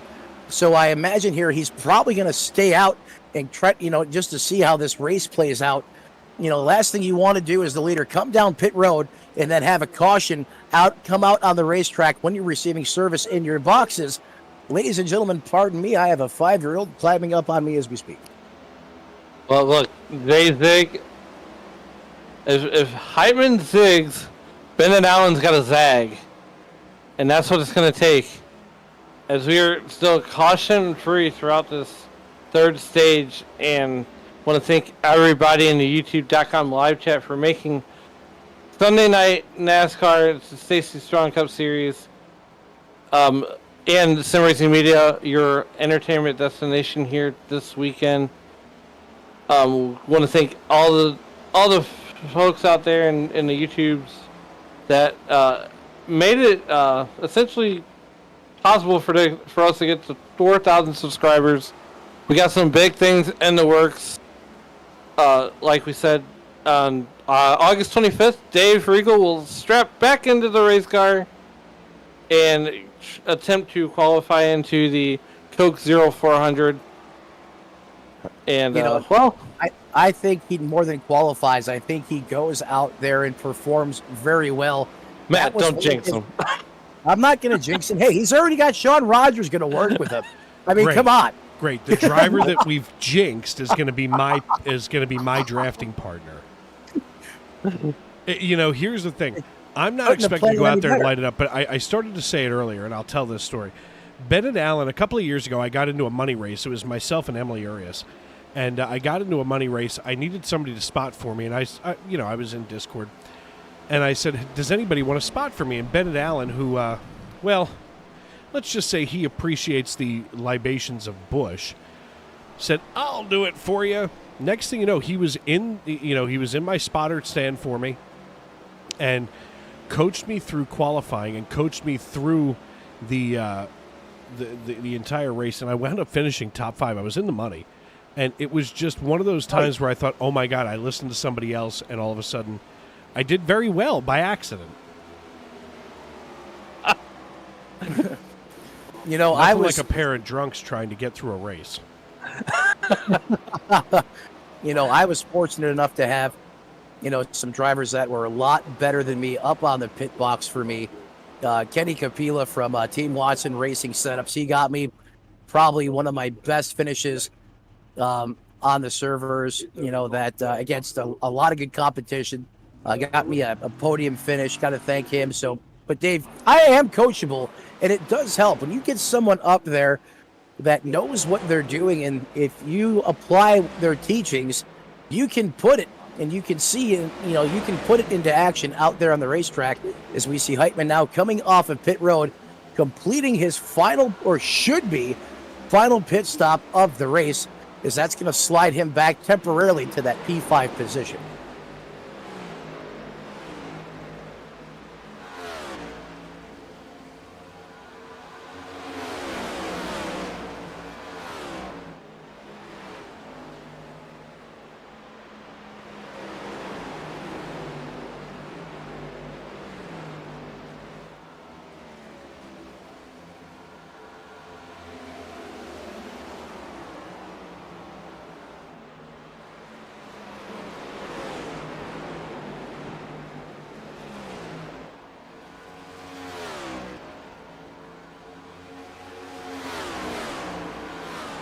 Yeah, he's going to pull the ripcord. He's down on pit road currently for his money stop, and that Dark Horse Mustang needs a clean stop here, locks it down in the box. I'm going to see the Jackman go to work, put a new set of Dr. Feelgoods on that race car, 2 cans of Sunoco Race Fuel in that hot rod, and he'll be down and away here momentarily. As soon as that car gets filled up, there's the jack drop, and he is down and away, Dave. You know, one thing that I have to say about the fine people that make beer is that they only put it in a 12-ounce can. And I opened up a new can, and it's gone already. Well, mine was 16 ounces. You know, I love the show. I love the show Cheers back in the day. And Norm walks in the bar, and everybody goes, "Norm!" Right? "What are you up to, Norm?" And he finally said, "My perfect weight if I, or my ideal weight if I was 11 feet tall." I feel like Norm right now. That is so awesome. And Nolan Hodgson doing Nolan Hodgson's things. Driver out of Lamar, Iowa, with an 8.5-second lead over Rich Jett in a 77 car. But Derek Heitman has worked his way up to 4th position, and he's closing in fast, guys. Speaking of fast, in a hurry. Speaking of fast, Matt, take a look at Neil Pearson. The modern-day Silver Fox just laid down fast time at 30.13 seconds. He is just hovering above that 29-second Maginot line. Yeah, he found the full-fledged afterburner in that race car, clicked it, and unloaded the 50-pound nitrous bottle all the way around that racetrack. That is an absolute steamer of a lap time out there. As Nolan Hodgson now continues to lead here, but he's going to have to come down pit road. He cannot make it the distance here. Oh, hello, that got close and personal. Did you see that? I'm searching for it now. That was Nolan Hodgson in the 12. Something very bad happened to him. Here he is. Let's see if we can run this back and see what might have happened as we go to the replay splash screen, because he cannot be happy with that performance as he was coming out of turn 2. Here we are. Watch him come out of 4. Coming toward the entrance to pit road. He locks it up and nearly gets taken out on his pit road entry by the 74. Yeah, and that's just a testament to how hard it is to get this pit road at speed. And then obviously being the money stop, the most critical pit stop of the race, you're going to try and get everything you possibly can. And it just takes a small miscue for everything to go bad. Is back to the top of the leaderboard. Once again goes Godzilla, another PA man himself. There's Rich Jett, as he currently leads now. Last down pit road on lap 177.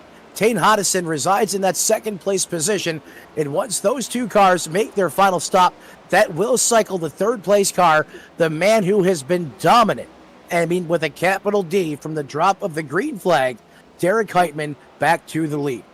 Does the man with the capital D get the Hawk Tour?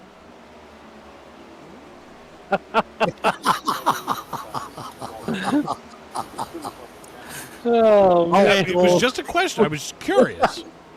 Well, we'll ask him how he feels about that in the interview. I feel like I gotta ask. Well, hey, let's ask him. It's our job to get the in-depth information from each of these drivers. Yes, the in-depth Hawk Tour. We'll see now. The in-depth Hawk Tour is something that's going on in prisons near you. Why does it got to be a Florida thing? Have you seen a Florida man was ... Just fill in the blank. I know. I couldn't help myself. I used to love reading those headlines. As Taden Hodgson drops on down pit road in the 93, Rich Jet stays out. That will cycle as he's just 12 seconds ahead of Derek Heitman and Bennett Allen. And Heitman right now has a 5.4 second lead over Allen. Yeah, 5.4 second lead over Bennett Allen, who currently runs in that third place position.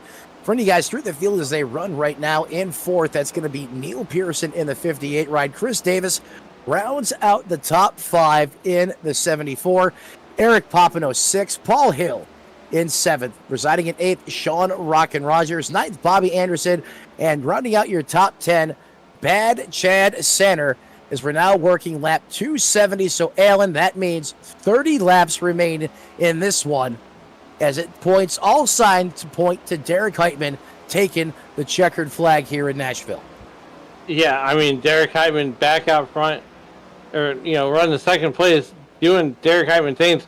But as you watch the interval between Jet and Heitman shrink, if you will, right now it's a 10 and a half second lead, but it's shrinking every minute. Well, he is just bleeding off time. I mean, last time Rich Jet was over a second and a quarter or second and a half faster than Derek Heitman is.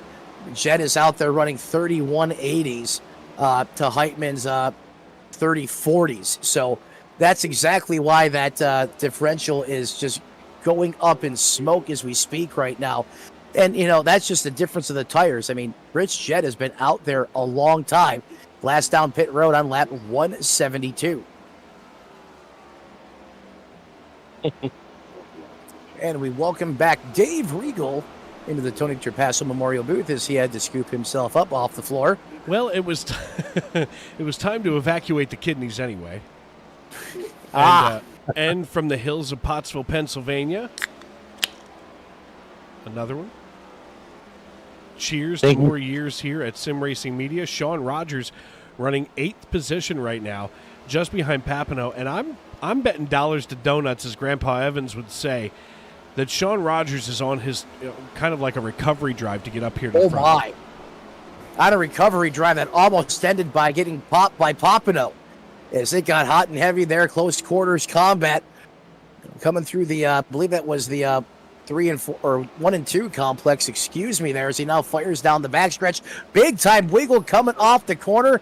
Dave, if you can't tell, he's driving the bejesus out of that race car right now. He is getting all of it. Look at the corner speed. He is out there just getting everything he can out of that car right now as he's already back to the start-finish line. Look, he doesn't have a very long time left in this race, so he knows that he can afford to drive the wheels off of this thing, and that's what portion of his race that he's in right now. Everybody says, drive your own race, yada, yada, yada, and that's literally what he's doing right now. Rogers right now is racing his race and basically saying, the heck with this, I'm going to see how much I can squeeze out of the Chevrolet Camaro. I mean, look at the front of that thing. It is gray, and when we dropped the green flag, it was white. Yeah, that's all the rubber, the dust buildup, dings, scratches, you name it, out there on the front of that car from, going to be 300 grueling laps here from Nashville, and still trying to actually chase down his teammate, his Beast Mode Performance racing partner, Chris Davis, who owns that 6th place position. He's about 4.9 seconds ahead. There he is coming into the picture. We got problems just in front of Chris Davis. Someone got spun through the grass as we stay green. That's Dalton Mobley in the deuce as he went off track. Let's take a quick look at this. Here's Mobley just behind our rookie from the north. As Mobley's going to come out, oh, they make contact. It's going to shoot him across the racetrack. Wow, right across the nose of the 71, and he does some really fine landscaping work here on the infield. The deuce takes the deuce through the infield. He definitely did. And we stay green. Look, guys, you can say what you want about some of the stuff that we see here on iRacing.com, but here at Nashville Superspeedway on a night where your track temperature is somewhere in and around that 105 mark, where now it's only just now, and look, you called this right. That's the second time that that Mettler was dead to rights tonight. But, you know, we're watching the biggest swings of the racetrack right now. It's down to 105, and we're almost at that witching hour of like 95 degrees. Yeah, that witching hour is when, especially with this next-gen car, right, Dave? That seems to be the temperature that really, you know, you got to be mindful of as a driver, because things start to change quick, fast, in a hurry. And speaking of changes, here comes Bobby B. Bobby Anderson now works on the bottom, going up against Sean Rogers. This is going to be for that 7th place position. Anderson really able to carry some momentum on the bottom, eating hard, getting good in the neighborhood, but Rogers utilizing that momentum on the high side, but he almost had a pick in front of him, and that's going to be the 19. That's going to slow up Rogers and should allow... Oh, my God, no! At the end of this race, Rogers just about ran the 19 clear over. I don't know how he was able to get around the 19 and back to the back of the 18 as quick as he did. That is one heck of a wheel, man, in the 44. Yeah, the 19 is down a couple of laps here. So, you know, he was definitely used as an unintentional pick. In fact, he's down 2 right now. So, to be quite honest, I feel like Princeton probably could have gotten out of the way, opted not to. And, you know, obviously allows Bobby Anderson to blow on by, essentially using the 19 as a pick to keep Sean Rogers back there. Now we see Chris Davis in the mix, and all of a sudden Rogers just blew the doors off of Davis. Yeah, it's like he found another gear and hit it, and he just shot out of a cannon as he gains 3 to 4 car lengths there suddenly over Davis. That puts him in that 8th place position. Nolan Hodson in 9th, but coming fast, as he has a ton of speed wound up in that 12 machine, just coming into the picture here. Rich Jet drawing pretty close here to Heitman, and I say pretty close, and it's only 2.4 seconds. Alan, this is one of those periods in the race where, you know, all of a sudden you can see who's been dominant. With 18 laps to go, Derek Heitman is almost untouchable. No one's ever untouchable. As you know, Derek Heitman starts to put that. He starts to put the sauce to Rich Jet there in the number 77 car, but you know, you got Pearson, you got Allen back there, about 7.5, 8 seconds behind. Anything can happen. Caution comes out, it's a whole new race. Well, I can tell you this: if the caution comes out, Heitman's going to be madder than a Keebler elf that got demoted to Fudge Packer. I can assure you guys of that. I get to say that one tonight. Dave, you can have it next week.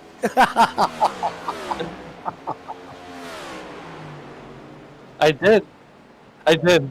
There's apparently a lot of fudge packing going on here in the booth, as we're apparently so, because at least somebody gave it the old Haktua first. Yeah, exactly. Yeah, spit on that thing, as Derek Heitman has absolutely just looked at his palms, and he has just spit on that thing and has slid all the way up here to the lead all night long. I mean, watching a driver like this, you know, we're looking around the racetrack, and there was a commenter earlier in the YouTube.com live chat, and I don't know who says that this dude is wasted. I don't know who that is. But, you know, as I look through the YouTube.com live chat, we were talking about it earlier, and for lack of a better term, these drivers are doing their best just to keep it pointed in the right direction. Realistically, Heitman is just dominant. You can't beat him right now. 8 seconds over Pearson. Yeah, and Pearson, is no slouch. I mean, he is a darn good. I mean, all these guys are darn good race car drivers in this series. Let's just call it what it is. But I mean, you're talking about guys tonight: Neil Pearson, Bennett Allen, Paul Hill, Bobby Anderson, Sean Rogers, last week's winner. I mean, know how to be consistently inside the top 5, top 10, contending for podiums, and Heitman is just knocking them dead right now. It's not even a contest. No, not even close. I mean, Sean Rogers right now, who, has been so dominant in this league all year long, is finally to a point where he almost looks human. And I mean, I've said that before, that, eventually you're going to find the chink in the armor. And obviously Sean Rogers and Nolan Hodgson, both of them have now been shown exactly what Derek Heitman is made of. So this is one of those situations where we just kind of have to roll our eyes and go, all right, we'll try it next week. Yeah, I remember when he came onto the scene, I believe it was last year here in the Stacy Strong Cup Series, and he came on like a Category 5 hurricane. He just came out of nowhere and boom, was on the podium, getting wins, contending. He's definitely a driver you do not want to sleep on, and that is the 76. Wasn't there a NASCAR driver who wanted a horseshoe to fall out of Jimmy Johnson's business end? Yes. Oh, goodness gracious. Who was that? I know exactly what you're talking about, too. I'll think of it at about 3 o'clock in the morning. Yeah, I'm going to get a text at 4 a.m. Central, or 2 a.m. Central Time. Your wife's going to wonder if it's really Dave from Philadelphia that's texting you. Yeah, Jake from State Farm. Yeah, really, Jake from State Farm? What's Jake from State Farm wearing? Khakis and a polo. Speaking of khakis and a polo, Alan, can you take over for 1 second for me, please, sir? Khakis and a polo. Well, 10 laps to go, and right now Sean Rogers doing Sean Rogers things, trying feverishly to catch up to not only Nolan Hodgson, but Paul Hill, and try to pass those guys. Bobby Anderson saying just ahead of Paul Hill, things starting to get tighter here in the top 10, as Bobby Anderson holding Paul Hill off by about 3.5, now 4/10 of a second, as he runs in P4. Derek Heitman, now 9 seconds over Neil Pearson, has just found another gear and decided, look, if bad things happen here to the 76 or something in front of me, I want to be as far ahead of the mess as possible. Paul Hill now trailing Bobby Anderson by half a second. They just went from real close to real not, as Michael Witt and, wow, the 76 are just going at it here, as Michael Witt gets told, hey, listen, you're going to be down a lap. I'm sorry for your luck, Chuck, as that leaves just 11 drivers on the lead lap with 8 laps to go. Sorry for your luck, Chuck. There goes Derek Heitman halfway back to Chicago, as we go, next week we're going to go 5 hours to the north next Sunday here in St. Louis, and we're going to go street racing in Chicago. And Dave, I got to mention the one thing that really grinds your gears, other than me staying out when everybody else goes into pitting, and that's our friend Daniel Paulus Jr. trying to side draft to the street course. Yeah, to pull the curtain back a little bit, I had a young man who was a trainee last year. He's now my partner on a Thursday night most of the time. And, the young man decided that there was some kind of side drafting possible on a street course, to which I, being the professional that I am, completely admonished him live on the air. I watched Next that back. week, we're going to go to the Grant Park 165 up at the Chicago Street Course. We're going to run 75 laps there, and it's going to be exciting. I mean, look, it was a great race last year. I expect another great competition this year. And then, of course, the following week on July 14th on Sunday night, it's going to be the Pocono Raceway, the highpoint.com 400. And I got to be honest, I don't know if I'm going to be here for that race, because I plan on being there for the real race. Well, nonetheless, we'll get that one sorted out. And so we got 5 laps to go. 5 phalanges in the air as Derek Heitman comes out of that turn 2 complex and carries the field down the back straightaway. 10 seconds ahead of Neil Pearson, the modern day Silver Fox. Derek Heitman does lead the way. Closest battle here on the lead lap belongs to Bennett Allen and Bobby Anderson, as Allen is hauling the mail trying to get up here to the rear bumper of Bobby Anderson, as Anderson now works around the 78 of Cody McCorkle, who's down a lap in the Celsius number 78 Chevrolet Camaro. That's going to hold up the progress that Bennett was making on his way up to Bobby Anderson. 4 laps to go as we work our way through turns 1 and 2. Derek Heitman leads the way. Dave Regal, Matt Metler, and Alan Bergen with you here in the Tony Trapasso Memorial Broadcast booth. We want to thank everyone for tuning in tonight, as right now Derek Heitman is going to be, at least to this point, the Pied Piper of the Music City. Well, guitars, Cadillacs, and hillbilly music. That's the only thing that keeps Derek Heitman carrying on, as we are down to 3 laps to go. I just don't think Neil Pearson or Bobby Anderson have anything for Derek Heitman as we come down to get popsicle sticks. Right now, Moses on a rocket-powered pogo stick doesn't have enough to get up here to Derek Heitman. As we go 2 laps to go, the popsicle sticks are in the air. Popsicle sticks in the air from Derek Heitman, who has literally been something out of a Marvel superhero comic book here in this race, as he has been next level to its finest. As he works the bottom of the racetrack here, you see Matt Mackin in the 01 gives him plenty of races. He goes down from out of the 3-4 complex for the final time at the line. It's going to be the man with the plan, Derek Heitman, scoring the win here in Nashville. The popsicle sticks go down. The white flag is in the air, and Derek Heitman working his way toward the checkered flag comes down the back chute one final time. He's followed by Neil Pearson and Bobby Anderson. As we see Heitman coming through the 3-4 complex, he can see Barney in the stand. He's got the checkered flag in his hand. Derek Heitman crosses the start-finish line, and that will end the Stacy Strong Cup Series race here at Nashville Superspeedway. What a dominating performance by Derek Heitman. As my timing and scoring says we're on lap 302, so I do apologize that to everyone at home.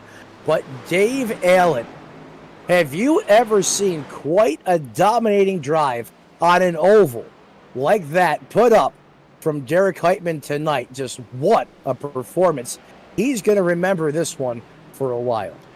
Not for 300 laps. I mean, there's one other league that we broadcast here on Sim Racing Media that I've seen that kind of dominance, and that's the Western States Racing League. Derek Heitman could absolutely compete with those guys, driving the way that he did tonight in the Team Conti number 76 Chevrolet Camaro, as he brings it around here down to the start-finish line, and he is going to celebrate right here under the flag stand. Well, Matt almost Steve Harvey'd the whole field. Well, we go from Steve Harvey to Bird and Rubber as Heitman gets the rest of the good out of those good years, and rightfully so.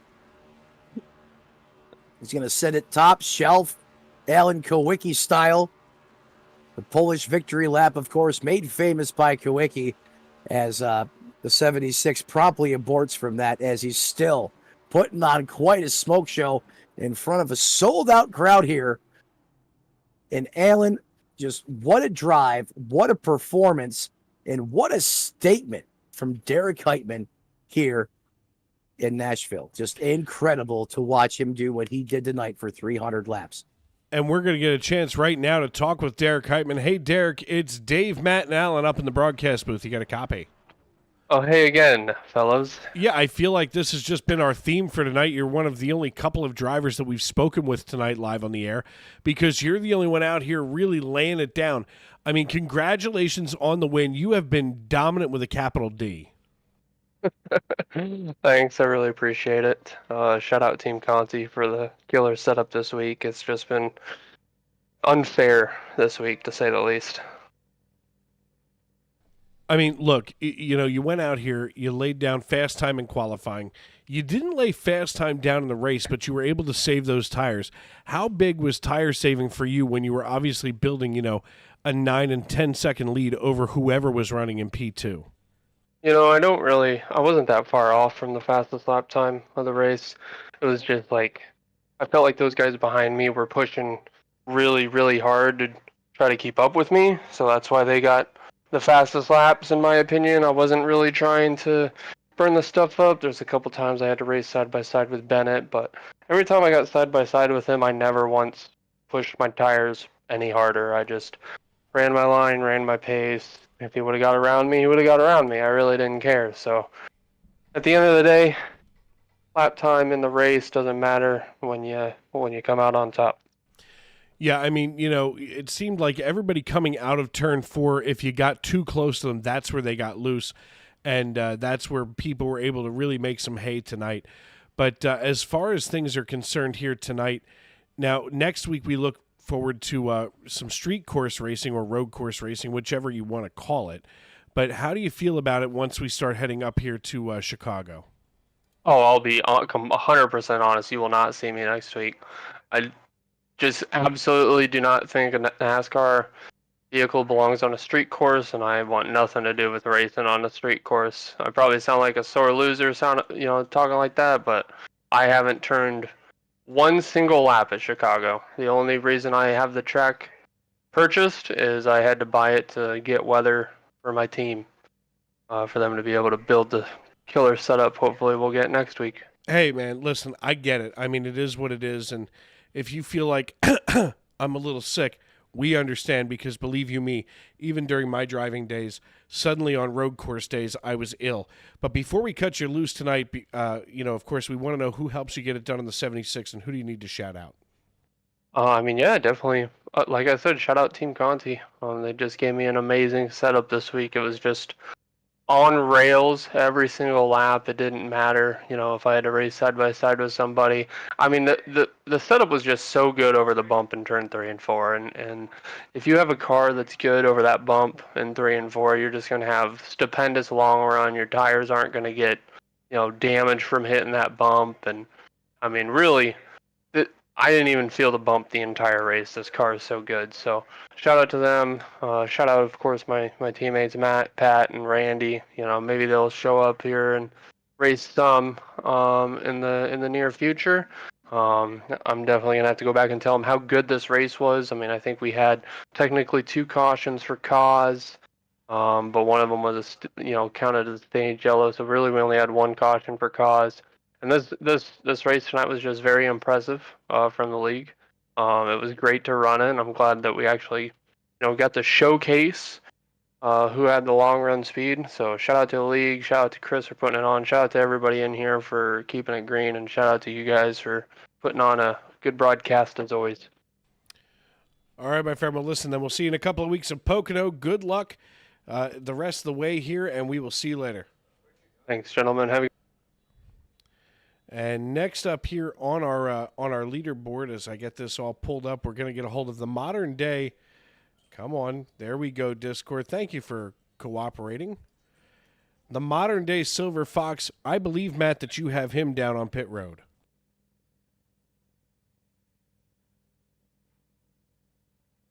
Maybe. Or do you have him down on pit road, Alan? Well, look, I have the modern day Silver Fox down here on pit road. Neil, P2, not bad. 10 seconds is behind Derek Hyman. What's your mindset as you watched him drive off into the sunset there? A lot of frustration. I'm happy with P2, but yeah, to be 10 seconds off Derek, it's quite frustrating. Yeah, so now we go to, we go essentially 10 hours north, to Chicago next week. And what are you thinking as we head into the road course, the street course of Chicago, where I would assume you excel at? Because I watched you at Sonoma. What a great run you had there! But what do you look for once we get to the street course in Chicago? Chicago is really tough because the concrete barriers. So you've got to make sure you've just accurate the whole race, and and it's a real physical, bumpy track. So you get tired and hot really quickly. So it's all about that mental fatigue, and just making sure you don't put it in the wall, just scrape the wall. I did that last year in the 100% series, and I still finished, I think, second to our teammate Andrew Dyson, but yeah, it didn't help my chances. All right. Well, before we get you out of here, is there anybody you would like to thank to help get you here tonight? Oh yeah, Bobby and Matt, teammates. Bobby awesome on third. Rocco for the setups, and yeah, I just got to do better, I think. So me for doing worse. Neil Pearson. Dave Regal, back to you up in the Tony Trapasso Memorial booth. Thank you, Neil, as always. And last but certainly not least on our podium, with Matt Metler here on pit road, it's Bobby Anderson. Bobby Anderson, what's going on, man? Obviously, you're the man, the myth, the legend when it comes to the full Cup Series Challenge, which we're going to be seeing coming up here in July. But hey, tonight, another 100%er, and you're here on the podium. What a performance out of you tonight, man. I mean, you started back in the woods, 29 spots to the good, and here you are in third. How do you break down just a great performance, all-around team effort tonight to come out in Nashville with a third-place finish, man?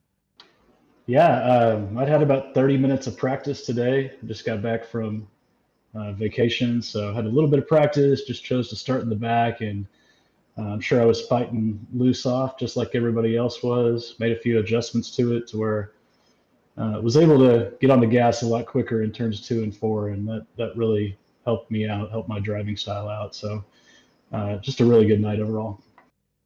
That track temp was absolutely blistering at times as it was approaching 130 degrees. How big of an impact did the track temp have on the tires and how you can attack this racetrack? Yeah, it was super loose to start, as expected. Green track, hot track.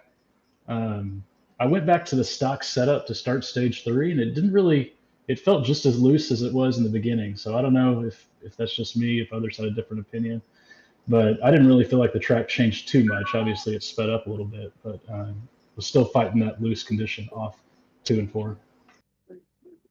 Hey, thanks for that excellent analysis and breakdown there. You know, your teammate Neil Pearson shouted you out. You know, he came in P2. So a great team performance for you guys once again. You know, obviously next week we have an entirely different animal. It's, you know, in a second installment here on the NASCAR Cup schedule. We're going to Chicago. What do you anticipate going into next week? Carnage. I enjoy racing it. It's really more of a test of survival for me, because if you hit the wall once, you're going to knock a toe link out and mess your day up. So there's probably going to be a lot of that. Just hopefully everybody's kind of aware of everyone's driving skills in front of them next week. Yeah, well said. A Big Mac Eiley always gives me a hard time through that stretch. That's where it usually does me in that section of the racetrack. But before we cut you loose, man, who do you want to thank who helps you get it done on that M&M's 18? Just, again, shout out my teammates. So Neil Pearson, Matt Long, who's not here tonight, Andrew Dyson, who's not here tonight. Love racing with them. And then shout out to the league. I mean, what a great, clean, I think we had 2 cautions for incident today. I mean, just a great job by everybody. Really, really a lot of improvement, especially because this track gets pretty tight off of 4. Well, there he is. Ladies and gentlemen, Bobby proves once again, doesn't matter how you start, or where you start, it's how you finish. Comes home in that 3rd place position, really able to showcase his speed over the long run here tonight as he gains 29 spots out on the field and comes home P3. Dave Regal, back to you, bud. What a great way to finish off this race. I mean, you know, Derek Heitman was dominant all night long, and we got to see that on full display here at Nashville Superspeedway. Guys, I cannot be more excited to see what happens next week at Chicago for the street course race. Of course, me personally, I kind of miss the Chicago land race, but it is what it is as we get ready to turn the page with another one in the books here in the Stacy Strong Cup Series. But before we get out of here, let's take one final look at our results. Derek Heitman brings home the checkered flag. He's joined on the podium by Neil Pearson and Bobby Anderson. Bennett Allen finishes in 4th with Paul Hill rounding out the top 5. Nolan Hodgson finishes 6th with Sean Rogers and Chris Davis in 7th and 8th. 9th position goes to Chad Sanner, and Eric Papineau rounds out your top 10, Matt. 11th position belongs to Tanner Marty. 12th, going to be the 88 of Cole Whitwell. Rich Jet has a great performance there, coming home in the 13th place position. 14th, Tane Hodison. And rounding out the top 15, that's going to be Cody McCorkle. Seba Cornez comes home 16th. Chris Custer, Dalton Mobley, Alex Princeton, and Chris Claude. That is your top 20. 21st, Ron Fitting. Matthew Miles comes home 22nd. Residing in 23rd is Keith W. Long. Timothy Cook comes home 24th. And rounding out your top 25, Steve Herring. 26 belongs to Matt Mackin. Ken Ron in the 33, 27th. Diego Rodriguez, who was fun at times to watch, comes home 28th. And 29th, that's going to be Randall J. Watkins. And inside, or rounding out your top 30, that is going to be Tyler Hunter. Andrew Deemer, 31st. 32nd, John Crosby. Richard Purett, Caden Novrak, Kavaja Holt. That's your top 35. 36 is Logan Giesberg. Logan Hamilton, 37th. 38th, and rounding out the final car that started tonight, Ryan Fisher in the 04, Dave. And for myself, Dave Riegel, and Alan Bergen, and Matt Metler, three of us hanging out with you tonight. We want to thank everybody for taking the time out of their day and tuning in with us. Of course, getting us to 4,000 subscribers, while Alan Bergen could tip back his very first Yingling flight in a couple of weeks. I'll be doing it with the Anheuser-Busch product of whatever I choose. And, of course, August 25th, we want to encourage you to tune in here for the Coke 0400, where yours truly will be behind the wheel. And, Matt Metler, this has been one of those nights that you and I have always dreamed of, when we get to see a great race with a dominant, driver leading this piece, and all of a sudden we bring home the checkered flag after what seems like a record amount of time. I mean, first and foremost, shout out, what a group effort, what a team effort from all these drivers, just running those many laps with just really one caution out there. That is just incredible. And on the other side of that, Derek Heitman, if you're listening, I'll do whatever you want. Can I just borrow that setup for a couple hours? I just want to see what it's like to go around a racetrack in equipment that you have. Just a couple laps, and I'll give it back. I delete it, I swear. But what a masterpiece, what a monster of a performance he put on tonight. And it was a big deal, especially when you have a driver like Neil Pearson who comes home second, who's upset that he wasn't closer to the leader, and in fact said, there's things that I need to work on.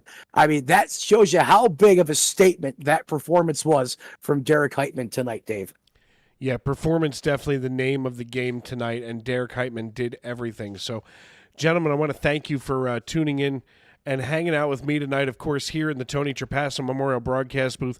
I think it's great when the three of us get to hang out and we get to watch such a great competition right here on the iRacing.com server. So for myself, Dave Riegel, my broadcast partners extraordinaire, my brother from another mother, Mr. Matt Metler, and my other brother from, well, let's just assume that he's the redheaded stepchild, Alan Bergen. I want to thank everybody for tuning in tonight to Sim Racing Media. And folks, tomorrow and every day as you walk down the road of life, please don't play in traffic. Good night, everybody.